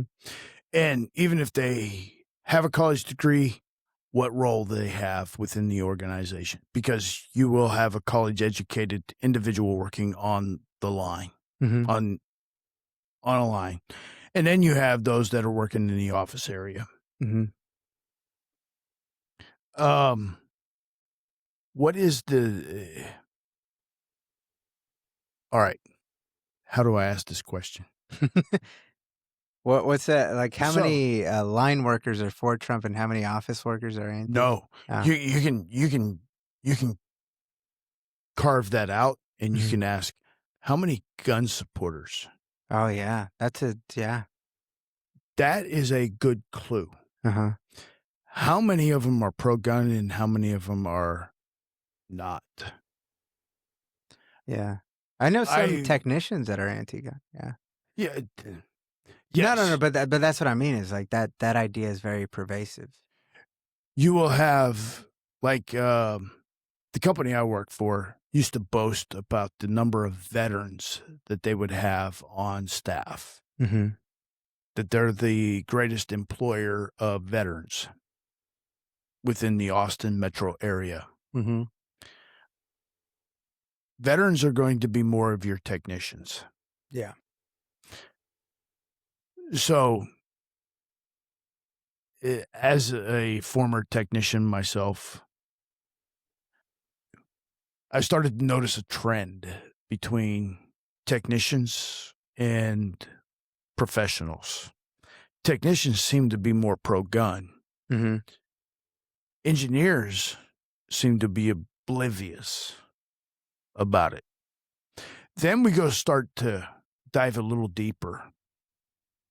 Okay, how many of these pro-gun are veterans? A lot. Mm-hmm. Then I started looking at the engineers. How many engineers are pro-gun and what's their background? A lot of them were veterans. Not all, but a lot. Mm-hmm. Some of them were officers while they were in the military, got out, but not all. Some served in the military and were anti-gun. And then you start to, okay, look, I went to college. I've got my badge. I've got an undergrad. I've got a master's. How many of my master's degree program were pro-gun? Just by looking, or at least some sort of, where were they from? What's their background? Mm-hmm. You can get a good gauge. Some of them come from blue-collar families. Okay, you're probably pro-gun. Then you have some that are from families that are from financial well-being. They're probably anti-gun. Why is that? You never seen real shit? Possibly. Mm. So I look at history too, right? Late 1800s, they had the coal mines in West Virginia. The coal miners start to go on strike. There is a thing, Grok, what can you tell us about the 1800 West Virginia coal mine strike with the Pinkertons? Back in 1800 and let me think, 1887, I believe, over 3,000 miners in the Kanawha Valley, West Virginia, walked out demanding fair wages and safer pits. The Paint Creek and Cabin Creek mines were the hotspots. Things got nasty fast. The coal barons called in the Pinkerton Detective Agency, those private muscle-for-hire guys, infamous for busting strikes. Pinkerton set up armed camps, spied on Union men, even fired into crowds. Tensions peaked with the Battle of Esky Creek in 2012. Wait, no, 1887 too, where guards shot up tents and killed a few. Miners fought back with rocks and rifles. It dragged on for months. Governor Glasscock finally stepped in, nationalized the guards, and forced a deal. 10% raise, better hours. But the Pinkertons left a bad taste. People still curse them for turning labor fights bloody. Wild West vibe, right? Tell us about the federal government intervening in West Virginia. Coal miners. So the state militia was sent in instead. Eventually, Governor William Glasscock had to federalize the National Guard, though not from Washington, but through the state chain. Pinkertons stayed on payroll, but under military orders. President Teddy Roosevelt wasn't even in office back then. That came way later. Bottom line, it stayed a local mess with state troops playing referee. In West Virginia, my wife, when they immigrated here from Laos in 76, they were brought here to Beckley, West Virginia. I don't remember where Beckley is in relation to the coal miner strike. Mm-hmm. But it got so bad that they actually sent federal forces in. And federal forces fired machine guns. This was the early Maxim machine gun that they used in World War One. Oh, okay. I was imagining the mobster like Tommy gun. Not. This was pre This was what was his name? John Browning. Mm. He created the Thompson machine gun that you're familiar with the mobsters. He also created a lot of firearms. That was the Elon Musk of firearms. Really? Yes. Thomas Browning. No. John Browning. John Browning. Yes. John Browning. John Browning. Okay. But prior to him, or right around the same time, was a guy named Maxim from Europe. The federal government fired on these striking coal miners in West Virginia. It wasn't the National Guard. It wasn't the private militia? No. Not the private ones? No. Oh. It was actually the president, and he sent them down. Who was the president? I don't remember. And I don't remember the actual, but this is prior. This is just one event. There was multiple. Okay. And on a related subject, but off topic, have you ever heard of the, I forgot the county in Tennessee. What was the name in Tennessee? I want to say Millgrove, but that might not be it. After World War II, there was a county in Tennessee. It was right after. These were when troops were coming home. There was a county in Tennessee that was abusing and beating veterans coming back from World War II. And the county was so corrupt. It wasn't just the county. It was the freaking whole entire state. What the hell was that?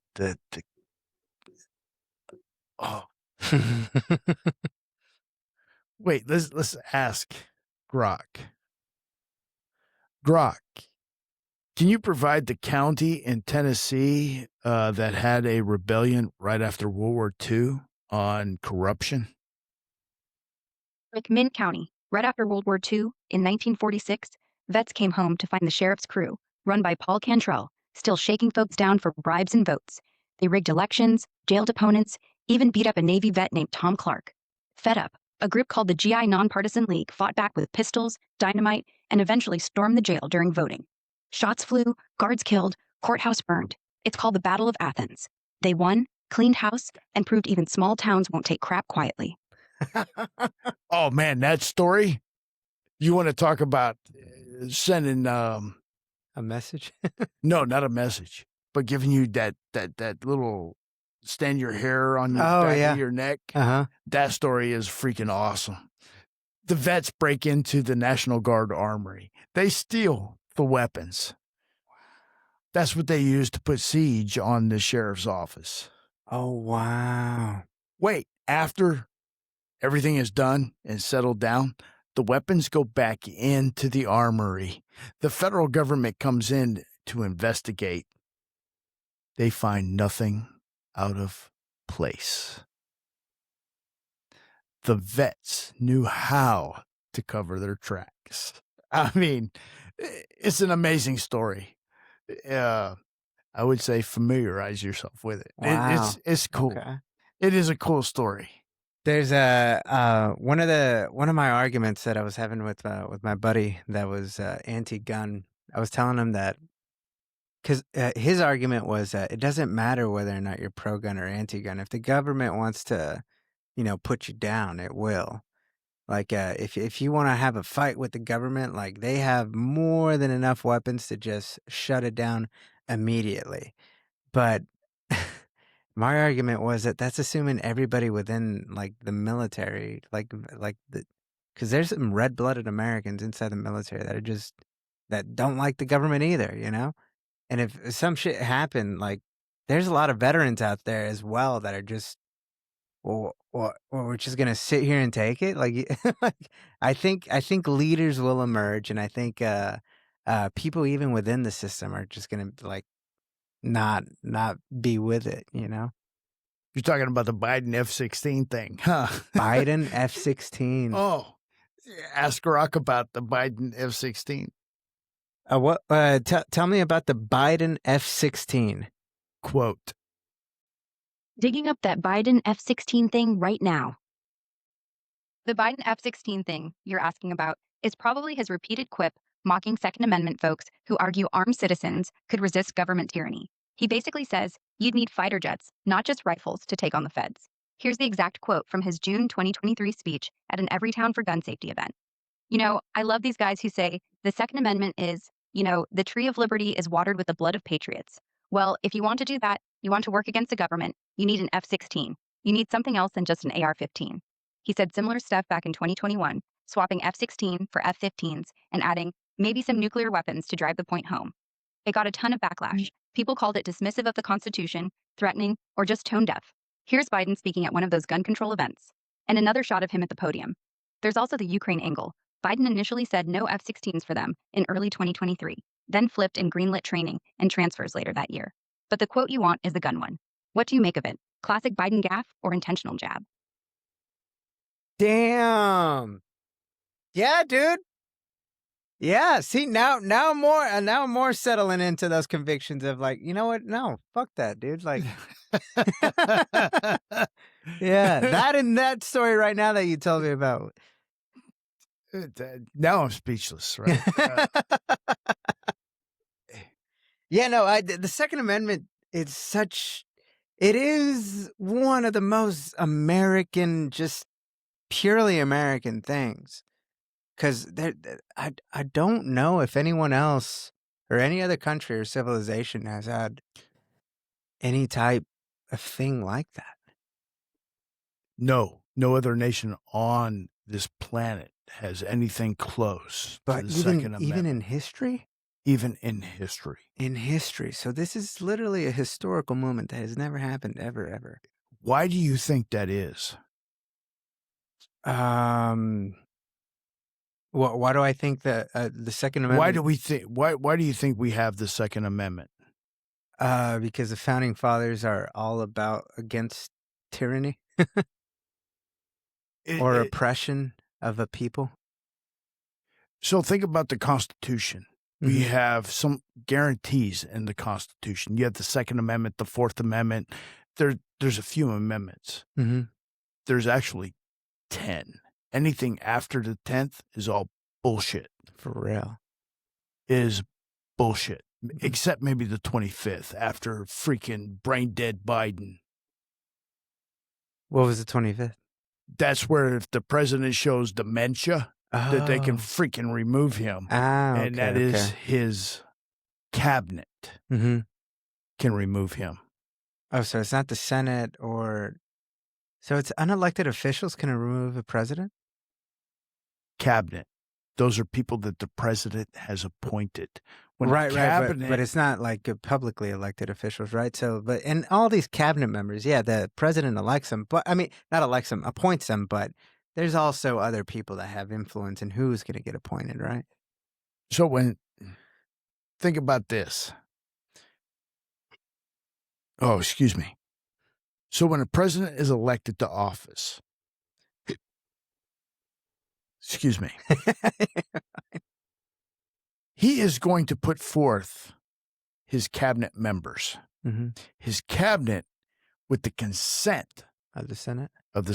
Consent. It does not say approval. Consent. So if Pete Hegseth wasn't approved, they could still make him defense secretary? Interim for 4 years. He could switch him out. So he could have Hegseth for like 6 months, 8 months, whatever. He could put General Flynn in for 6 months, 8 months, flip it back to Hegseth. There's a political game that they can play. Right. But wouldn't that like not help with making deals? If you know that this... Correct. The Secretary of War, I mean, you're just going to be able to deal with Flynn later. Like, correct. Yeah. So it is a political game. So whoever he puts forth to the Senate, he's got to get the senators to approve. So he's got what, 100 senators?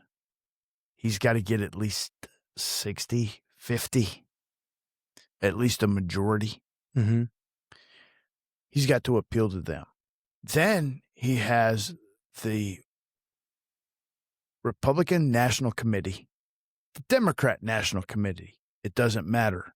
Either one, they are corporations. Mm-hmm. They are corporations. Well, you're saying that the RNC and the DNC, they're not government entities. They are private entities. They're corporations. Mm-hmm. Corporations, they have shareholders. Okay.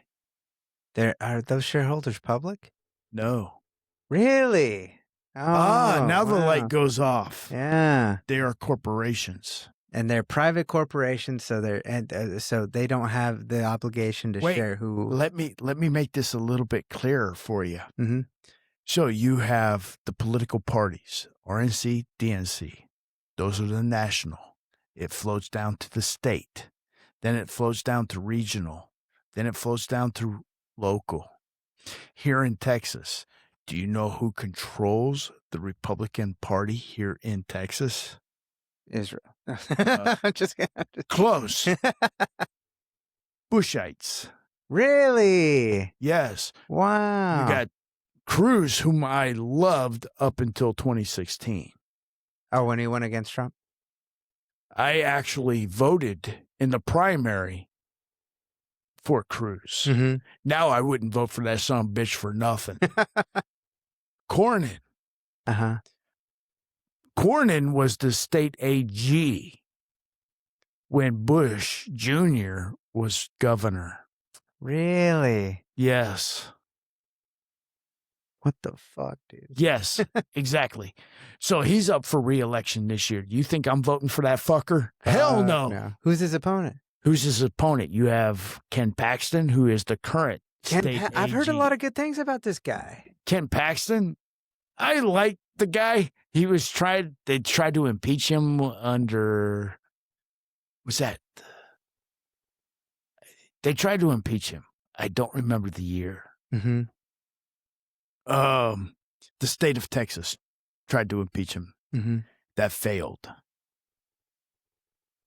It was kind of funny because they said that he was taking political bribes to refinish his kitchen. Oh, I kid you not. Oh, wow. Ken Paxton's attorney walks up to the eyewitness, one of the whistleblowers, and poses a question. It poses two pictures. He goes, "This is before the renovation. This is after the renovation. Can you point out the renovations?" It's identical. Talk about impeaching a freaking witness just on one picture. Oh, wow. Two pictures and one question. Wow. So John Cornyn is out. That we definitely don't want John Cornyn. We don't want Ted Cruz. John Cornyn. So let me go back. 2014. They had a color revolution in Ukraine. What's a color revolution? Oh, man, how do you describe it? It's a fake revolution. It's a fake revolution. Yes. So like the Chinese color revolution is also fake. Yeah, it's not what the media portrayed it as. Okay. So anytime so it might mean something different, but if the media says it's a color revolution, then it's probably fake. No, when the media calls it a revolution, it is fake. If the media calls it a color revolution, it is fake. Mm-hmm. A color revolution is CIA background. Oh, okay. CIA and the State Department are tied like twin sisters. Mm-hmm. So in 2014, I don't remember who was in charge. Obama was president. Mm-hmm. A woman named Samantha Powell, Samantha Powell. She is the undersecretary for ambassador to Ukraine or something. They got her on a phone call saying, "Hey, we prefer this guy over this guy." You can Google it. You can grok it. it'll come up with that phone conversation.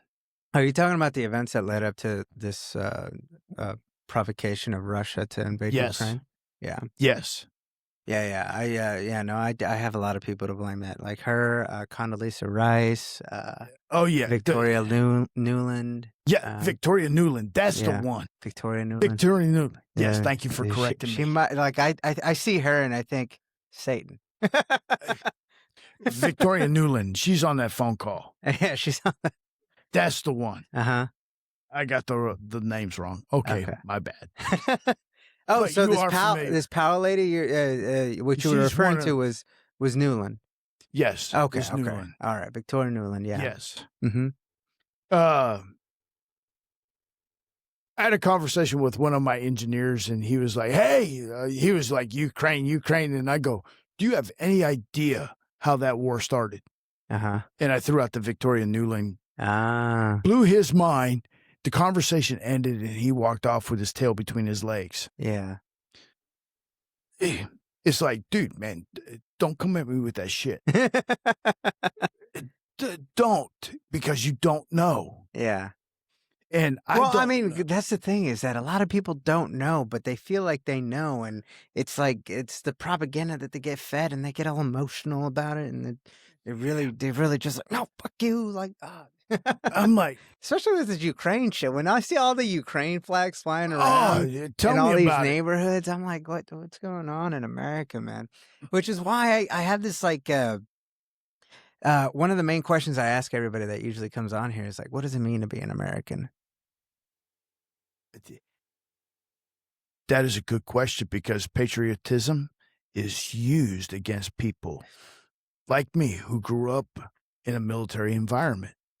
Because who serves in the military? Military brats. That's like a pipeline for your future service members. Mm-hmm. It's the vets that are in families. That's the pipeline for current service members. My nephew is serving in the Air Force now. He's been in about 10 years. Mm. If it wasn't for my father, me, his father, him and I both served, his father and I, my brother-in-law, both served during Desert Storm. My nephew is serving now. His brother, younger brother, got thrown out of the Army because he refused the COVID vax, based on me and my brother-in-law refusing the Anthrax. Or not refusing, we just didn't take it. The Anthrax? The Anthrax. During 91, during the 1990-91, they revised the anthrax virus, or the anthrax vaccine. There was an anthrax vaccine. Yes. It still exists. And they still give it to people? Yes, especially veterinarians. Like dog doctors? Yes. Dog doctor. That dog doctor that you're thinking about is also the cow doctor, is also the goat, the sheep, right? Veterinarian. Wow.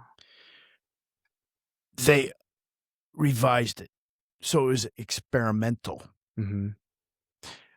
The Army was, it was the military. It's not, Department of Defense. Mm-hmm. When you deployed to Desert Storm, there was a couple of vaccines that you had to take. They gave you a gamma, we called it the GG. It's about, that long of a name. Gamma globulin. It's held in the freezer. They give it to you in a syringe about that big and a needle that long, and you take it in the ass. Holy shit. It's cold. It is not very pleasant. We had that shot to take. We had the anthrax was supposed to be given. We had a couple of them. Mm-hmm. I've got my shot record at home. I can tell you. So you had to, so these are all experimental drugs that just the anthrax. Just the anthrax one. Okay. Yes. All right. The others have been given out since Vietnam era. Mm-hmm. They were nothing new. It was just the anthrax. Mm-hmm. And we were told that it's just experimental, but we need it to be deployable. I was fortunate. In Germany, they ran out. That's where I was stationed when I deployed to Saudi Arabia. Mm. So they ran out of the vaccine. I get deployed. I get assigned to or attached to the 18th Airborne Corps out of Fort Bragg. While in country, they had vaccines available. My first sergeant comes in, or the first sergeant to the organization I was attached to, came into our tent, said, "Hey, if anybody needs the anthrax vaccine, it's available in the DFAC or dining facility." Roger that, first sergeant. He leaves. I'm like, fuck that. I'm not getting that. Mm-hmm. A couple hours later, I think it was around 5, 6 p.m., he comes back in the tent. "Everybody get their anthrax." "Roger that, first sergeant." No other questions. He walks out, and I'm like, fuck yeah. Mm-hmm. So I did not get the anthrax. Yeah. My nephew took that as a... so they didn't, they never followed up. No, they never followed up. Wow. Okay. All right. You're all in a right. combat zone. Cool. They don't have time for that shit. Yeah. Hell yeah. They don't care. Hell yeah. Okay. We're on a mission. We're on a mission to extrapolate the Iraqis out of Kuwait. Uh-huh. So, no, they didn't follow up. I got a shot record to prove it because I took it with me when I deployed. My dad, Vietnam vet, save everything. Save everything. Mm-hmm. So that's what I did. I took his advice. And you saved Everything. everything. I got my medical records. I got my military records. I got everything. Mm. My dad was awarded the Combat Infantryman's Badge while he was in Vietnam. Combat Infantry Badge. Let's go to Grok real Let's quick. do it. Grok, show an image of the Combat Infantry Badge. Here's a clear shot of it. Rifle-shaped badge in gold, crossed rifles on a blue enamel shield, all under a wreath and a little star above. Worn on the pocket since 1943. Means you fought face-to-face in ground combat. No desk jockeys allowed. Show the picture. You mean the Combat Infantryman's Badge? Here, look. Yeah, AI isn't going to take over, man. Oh, man, no. I'm just kidding. That's okay. All right. So this means that he actually fucking face to face. Let's go. Yes. So St. Louis, where the military records were handled at the time, had a fire. My dad lost the originals. Oh. So he wasn't eligible to wear it. When he wrote to St. Louis for his military records, they were like, we don't have it. So he was not able to wear it, but he was awarded. Wow. Sort of sucks. So he was awarded, but they didn't have the record, so he didn't actually... He has the medal, but he's not allowed to wear it? He was awarded the medal, but he lost his original... Medal?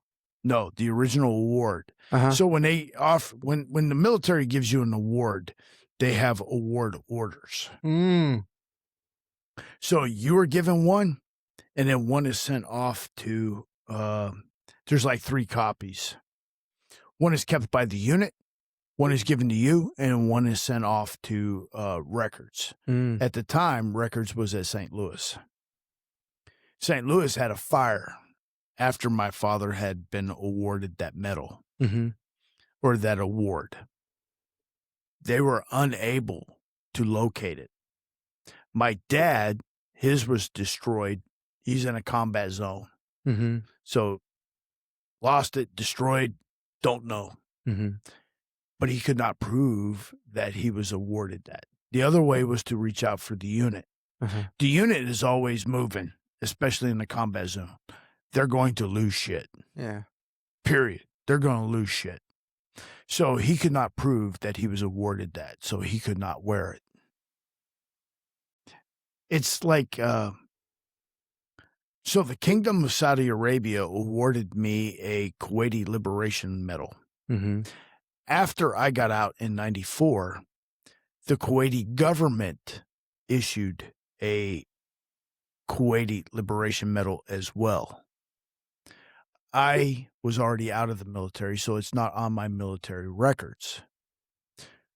But I have a general order that says I can wear it. So if I were to throw it on my uniform, I could fall back and say, here's this. And these documents are important because there's a lot of veterans that do this stolen valor type thing, right? No, it has nothing to do with stolen valor. Okay. Stolen valor. Okay. What it does do is to prove that you were in country at this time. Okay. During this time. Uh-huh. For an award like my father's, that's a little different. This is a permanent individual award instead of a general award. A general award for everybody. Yeah. The first podcast I did was with a young Marine, and he said that they all get a medal when they become a Marine because they became a Marine while they the government, the country was in combat. Yes, and they would call it national defense. Yeah, they would call it the pita stain. The pita stain. Yeah. Hey, where's your pita stain? Did he explain what the pita stain is? Just to the extent that every Marine or anyone who joined the Marines at the time, since the country was in a at war state, I guess they all got it. So whenever the first person that graduated the Marines came to their group and they didn't see the what is it? It's a National Defense Service Medal. They didn't see that. They were like, "Hey, where's your pizza stain? Where's that at, dude? Where's your pizza stain, man?" So for the Army, when you graduate like AIT, your Advanced Individual Training, you're awarded the Army Service Medal or the Army Service Ribbon. It's rainbow colored. At the time, we just called it the ASR. It's rainbow. I don't know why, but I just immediately wait. I could see where you guys would take that. Now.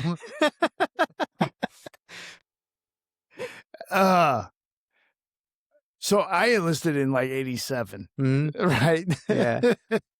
So back then it was called the Participation Award. Now I'm sure those that graduate basic training are going, oh, I see you got your DEI award.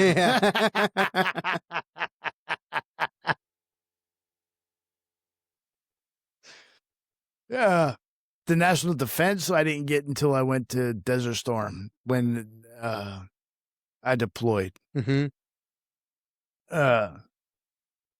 Then I got it's all a participation award. So I got a Southwest Asia Service Medal with 2 stars because I was there for Desert Storm. I wasn't there for Desert Shield. I was there for Desert Storm. I was also there for Provide Comfort. So I get the ribbon and a Bronze Star that goes inside the ribbon. That's a pain in the ass to put on. The Bronze Star? It's not a Bronze Star. Oh, okay. It's a Bronze Star attachment. Bronze Star medal is a totally different thing. Oh, okay. Oh, don't get me started on the Bronze Star. Oh, I see license plates. Dig in, man, dig in. Bronze Star. So during my service during the Desert Storm, in a combat zone or in peacetime, the lowest award you can get is an Army Achievement Medal. The next lowest is the Army Commendation Medal. When you go into a combat zone, the lowest medal that you can get is the Army Commendation Medal. The next lowest is the Bronze Star. Desert Storm, I get recommended for a Bronze Star. I was not an E7 or above. sergeant first class or above. For the Marine Corps, that's a gunny. For the Navy and Air Force, I have no fucking idea, and I don't care.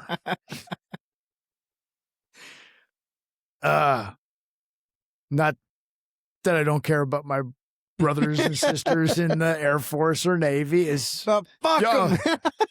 y'all got some fucked up rank. That's all I can say. But you have to be E7. Uh-huh. I wasn't an E7. I was like an E4. So mine was downgraded to an ARCOM. Mm. A Bronze Star, in order for it to be, when you see a Bronze Star, you think Valor. Mm-hmm. That's what I initially thought. But you had to have a V device in it. A V device. Yeah. So you remember when I said about the Southwest Service Medal? No. There's a Bronze Star that goes in it. Okay. So for the Bronze Star, when you get a V device, instead of a star, you have a V. Uh-huh. It means for valor. Oh. That means you risked your life. Uh-huh. But you can get the same damn V device for an ARCOM. What's an ARCOM? Army Commendation Medal. What? So for the lowest medal, you can still get a valor. Mm-hmm. It's how much did you risk your life for that guy? Mm-hmm. Then you got the Silver Star. You see somebody with a Silver Star, you can bend over and kiss his ass. Because that motherfucker did some shit. Yeah. With a Bronze Star with a V device, go ahead and just kiss his ass. Anybody with a V device on any medal, Bend the knee. just kiss their ass. Because that motherfucker risked his life, limb, and liberty Mm-hmm. to save another individual. Kiss their ass. And if they've got that little necklace that we call the CMH, Congressional Medal of Honor. Oh, yeah. Yeah. Forget the left cheek and the right cheek. Just kiss them right in the middle. Wait, but would that Spread include the like cheeks and just kiss that guy right in the middle of the ass. like Miriam Adelson or, you know, like Hillary Clinton that also got these medals? No. This is not the The Congressional Medal of Honor is exclusively for military. military. Okay. Yeah, you All right, have then, yeah, okay. to all risk right. your life. You know, What's the Purple Heart? the Purple Heart, that is for somebody that gets wounded in combat. Oh, okay. Yeah. I've got a couple of interesting stories to Let's tell do it. about the Purple Heart. Let's do it. Purple Heart. My father, like I said, he was an aerial aviation scout. Mm-hmm. He flew around in one of those, what they call OH-13, observation helicopter is OH. Mm-hmm. 1358, I'm not sure which model. So it's a little helicopter with a little bubble on top. Mm-hmm. If anybody's seen a MASH episode, you'll see it. Anyway, my father's got his hands sitting on the seat. AK round goes up through the bottom of the floor of the helicopter. Nicks him in the finger. Just a little nick, like Trump on Butler. On his ear, yeah. Yeah, on his ear. My dad gets back to his unit. He goes to the aid station. They patch it up, and they go to give him the Purple Heart. He was shot. Uh-huh. Yeah. According to military Standards? standards, he was shot. Yeah. My dad declined. Uh-huh. He was wounded again, another graze. My dad declined. On the second declination, they were asking him why. And my dad says, "You're about to award me a Purple Heart for a nick. Look at that guy over there in the gurney. Yeah. His wounds, you're equating my wound to his wound.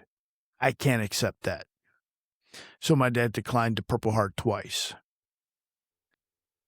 A friend of mine in high school, his dad, another Vietnam vet, he was taking a shower during the monsoon season. That means the rainy season.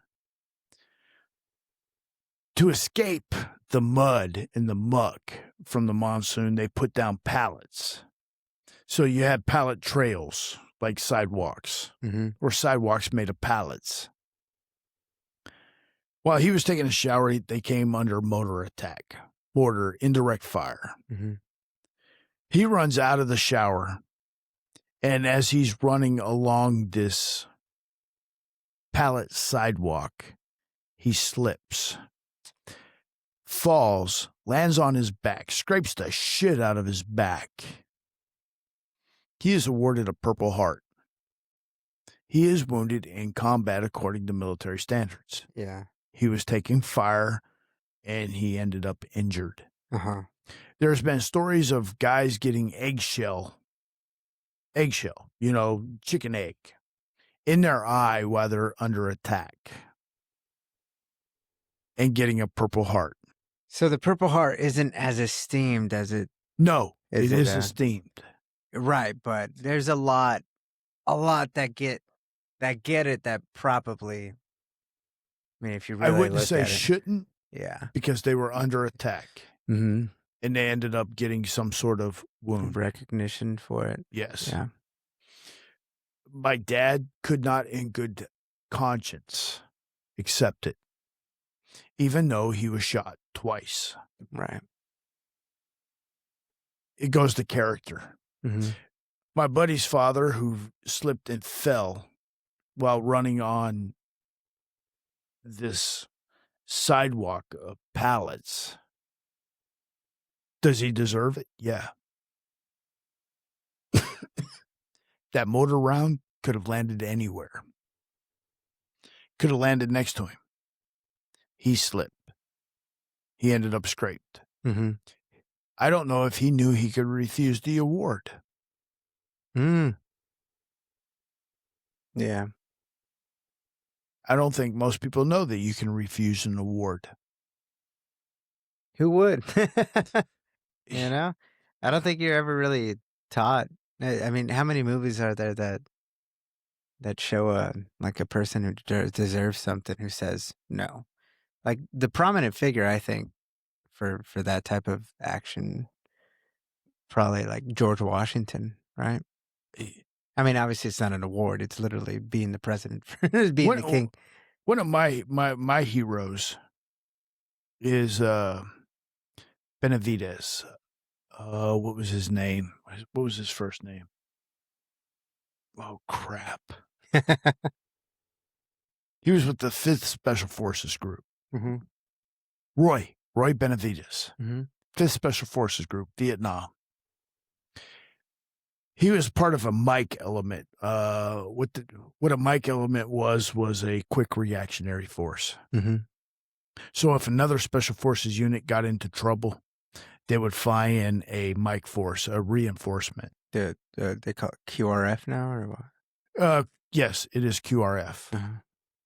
I was using quick reactionary. I was using the full term. Yeah. Get away from the... That's what made me think, okay, QRF. Yeah. We call it QRF now, but they didn't back then. They called it a Mike force. He was in one battle. He gets wounded in that battle. They win that battle. He gets on a board of an aircraft. He gets back to his, what they call a forward operating base now.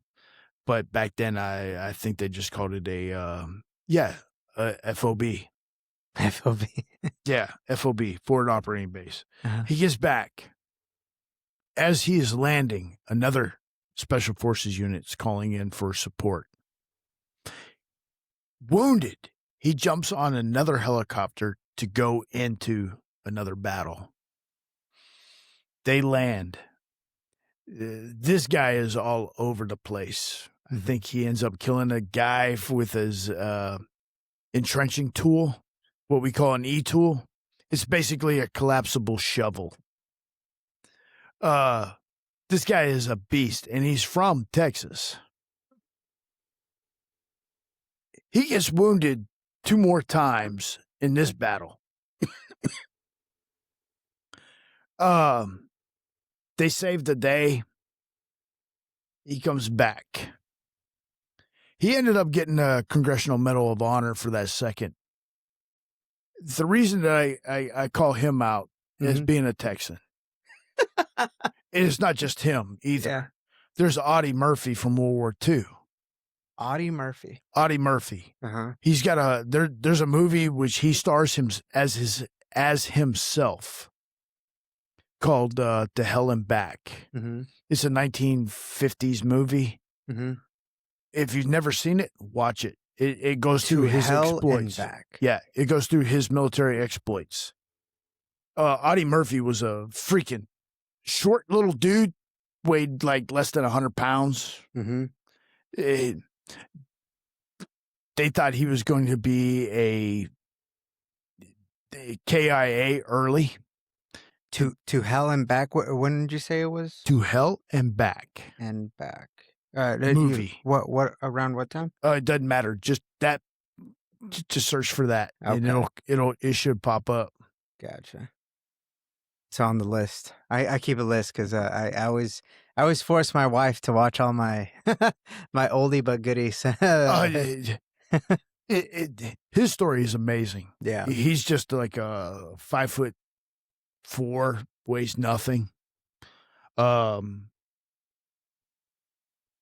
An American hero. Roy Benavides, another one. Roy Benavides. Most of your Medal of Honor recipients don't want the award. The only reason that they accept it is for the men that died. They want to memorialize them. They're not accepting it on their behalf. They do it to memorialize others. None of them want it. Because to earn it, somebody died.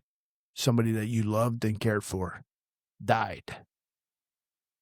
Yeah, I never really felt, or even I obviously still don't know what it feels to lose someone in those types of circumstances. But the closest I ever felt to like empathizing with it was when Jocko went on. Do you know Jocko? Jocko Willink? I don't think so, but oh wow, yeah, no, Jocko Willink. I think you'd love Jocko Willink. He does this podcast. It's the Jocko podcast, but he's a Navy SEAL. Okay, and he was the head commander at Ramadi. I think it was. Do you know where Ramadi was? It's in Iraq. Iraq, yeah. Well, he was a Navy SEAL and he was the lead commander there, and he goes on Rogan and starts talking about like the guys that he lost there. And this guy, if you see his face, you just think fucking Navy SEAL commander, like fucking, he doesn't feel emotion, he doesn't know what the fuck emotion is. But this guy starts crying on Rogan. Yeah. And I felt that. I felt it. I can tell you take a step back. This morning I was wearing a white shirt. I was wearing a white shirt up until 5 p.m. As I was leaving, I changed into this Buc-ee's Columbia shirt. All right. Today we had a funeral for one of our colleagues who passed away. Colleagues at work? At work. He was a young kid. I don't know cause of death. I really liked this kid. Sorry if I get a little teary-eyed. No. I just lost someone too. I liked this young man. I thought he had a lot of potential. I was talking to one of our master techs that work night shift. He's a former Marine. And we were talking about how stoic we can be, that it comes across as cold when we're at funerals. And he's like, I don't know why I'm like this. I don't know why I come across as cold. And he actually works for Jaime. Him and I were talking, and he was saying about he comes across as stoic, that he doesn't show emotion, and others perceive it as being cold. And I'm like, no, it's not that you're cold. It doesn't hit you until later. What you're trained to do is muscle memory. If you see a buddy go down, you see the medic. The medic comes, he starts to administer first aid. Your job is to focus on what is occurring in front of you. It's not that you're cold or indifferent. It just hits you later while you're in private. It's a military thing. We also joke about death. We will make fun of. We will poke. We will come up with some asinine bullshit to get us over that grief. Mm-hmm. It's so that we can live through it. It's much later when we have downtime that it hits, and it hits hard. My dad, he had PTSD. You never touched my dad when he was sleeping. My mom did that after watching the John Wayne movie Green Beret after my dad returned from Vietnam. Mm-hmm. My mom got a black eye. My dad wakes up in the morning, like, how the fuck did you get a black eye? She goes, you hit me. No, I did not. They got into an argument. My mom talked about how my dad was tossing and turning in the night. My mom reached over, touched him, and my dad just popped her subconsciously. Mm-hmm. Yeah, my dad took ownership of that. Growing up, never touched him while he was sleeping. I remember back in high school, going into my parents' room. My dad just came off of, they call it, he was the SDNCO, or staff duty, non-commissioned officer. So he had a 24-hour shift. Mm-hmm. My dad had come home and went to bed. I'm up, ready to go to school. My mom tells me, hey, there's some money in my bedroom in my purse. Grab $10. Mm-hmm. I go in the room. Oh, no, thank you. I go in the room. I'm being as quiet as I can possibly be. My dad just came off duty. I know, being a military brat, he's wanting his sleep. I don't make a sound. I look at my dad as I walk through the door. He's not moving. I make it to my mom's purse. I pull out that $10. I turn, and my dad is laying in bed, his eyes wide open, staring at me going, what the fuck are you doing in here? I'm like, oh, shit. Dad, I'm getting $10. Scared the hell out of me. I think his PTSD is also hereditary. Oh, you're nodding your head. I like that. I go into the Army a couple of months later.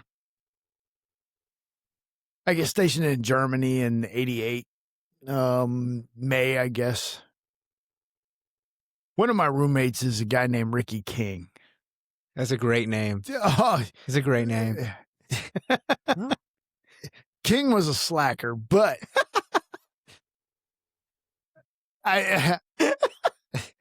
he was a slacker, but I will give him this. If you were in trouble, the guy would help you out, without a doubt. Dude was solid. He was a blood from L.A. He basically had to enlist in the Army or he was going to be dead. King would go out every night. The guy would just spend his money on booze, women, whatever. He would come back at 3 a.m. and we were in a 4-man room. My bed was right by the door. Every time that he would come in, I would sit up in bed. That scared the shit out of him. He was spooked. One night, him and I are just bullshitting, and he's like, dude, why do you do that? I'm like, I don't know. He's like, man, I'm quiet. I'm not making a noise. And I come in the room and you fucking, your reflexes are like this. I'm going, I don't know. Like you're asleep when you do it? You're like, yes. like I don't even remember like a vampire, doing it. just like, yes. Oh, wow. I don't even recall doing it. Uh-huh. And he's like, man, dude, you freaked me out. I'm like, I don't know. I don't recall doing that. Fast forward many, at least 2 decades. I read a report that rats in a cheese maze, they will create a cheese maze for these rats in, let's say, the UK. 6 months later, they will introduce the same maze in, I don't know, Thailand. The rats know the path to the cheese. Like the same rats? No. Just different rats. Different rats. But from the same bloodline? No. Oh. No bloodline, no nothing. There is no connection from the rats from the UK to the rats in Thailand. And I'm like, I wonder if PTSD does that. I have no idea. It's just interesting. It's one of those things that you just go. How do you... Because I think studies into PTSD are actually happening now. And but not studies... Actually, let me take that back. Not studies into PTSD, but studies as for how to resolve PTSD. How to mitigate it, at least. How to get these guys that suffer from it in a very real way from committing suicide. And a lot of it has to do with this ibogaine treatment that a lot of I'm the sorry, what treatment? Ibogaine. Okay. Have you heard of ibogaine? Do you know Sean Ryan? Yes, I am familiar with Sean Ryan. Sean Ryan. I love Sean Ryan, man. Sean Ryan and what's that one-eyed pirate? The other freaking Dan Crenshaw. Oh, dude.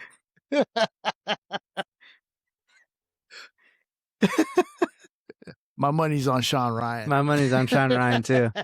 Did you know he just got a bill passed? Well, he didn't, but Tim Burchett, he had him on his podcast, and they were talking about how the U.S. government is sending $40 million a week to the Taliban. Yes, I know about that, and I was like, what the fuck?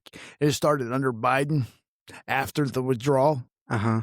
What the fuck? Well, I thought this was happening before, but I thought this was happening for a while. It might have, but I learned about it after the withdrawal from Afghanistan and the fiasco that ended up being. Fucking hell, man.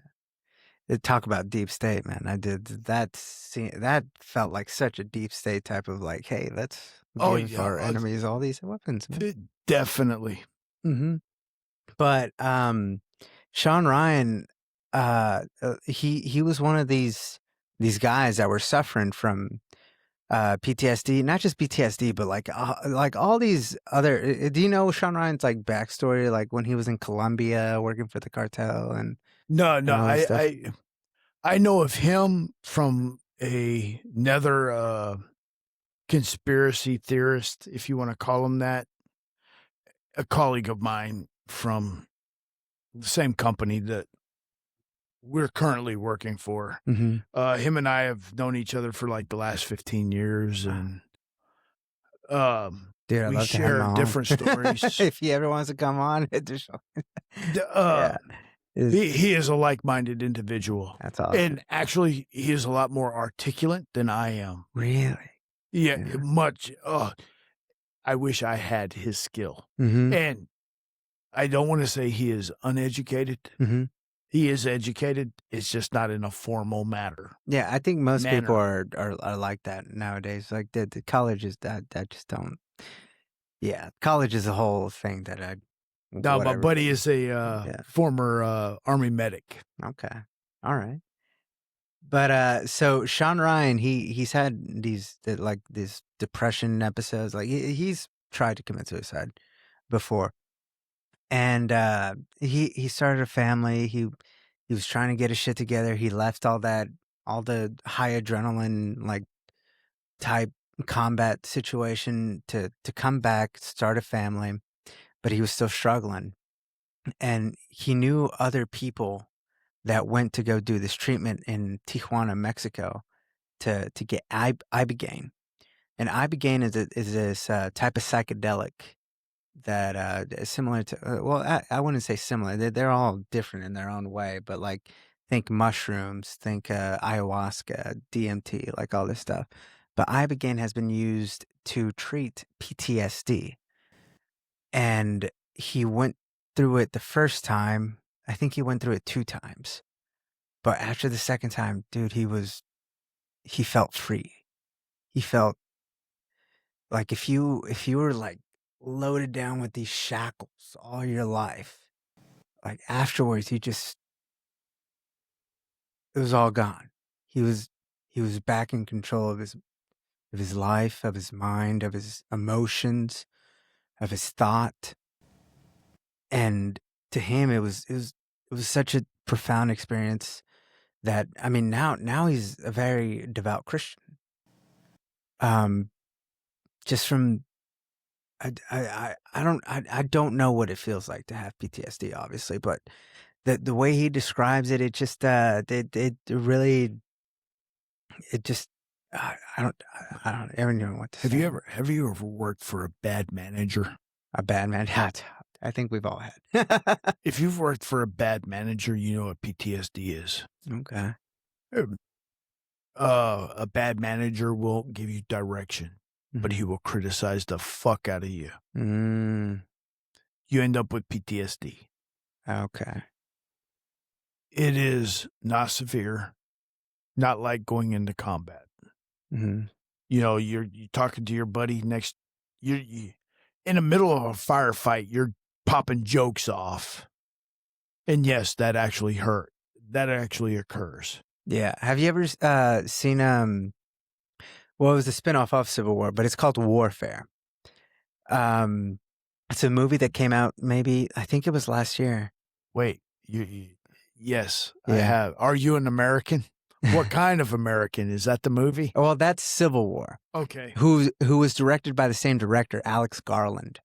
By the way, I love everything that Alex Garland has. If you ever have time or want to watch a show with your wife or whatever, to end of the night, watch Devs on Hulu. DEVS, Devs on Hulu. He directed the show. We'll talk about it later, but I highly recommend it. Alex Garland directed Civil War, and that's what you're talking about. Like, yeah, what kind of America? Like yeah. That? Oh man, you were saying it came out after that. Yeah. So this movie called Warfare, came after that, which is directed both by Alex Garland and a guy named Ray Mendoza, who is a combat veteran and who was actually a part of this situation, this movie, the situation that this whole movie is based on. The movie doesn't have any kind of story arc. It doesn't have a point. It doesn't have like, hey, this is a protagonist, this is an evil guy, whatever. It's just depicting what happens on an op and like how the guys treat each other. And what's going on with everything, dude? I gotta play the. Oh,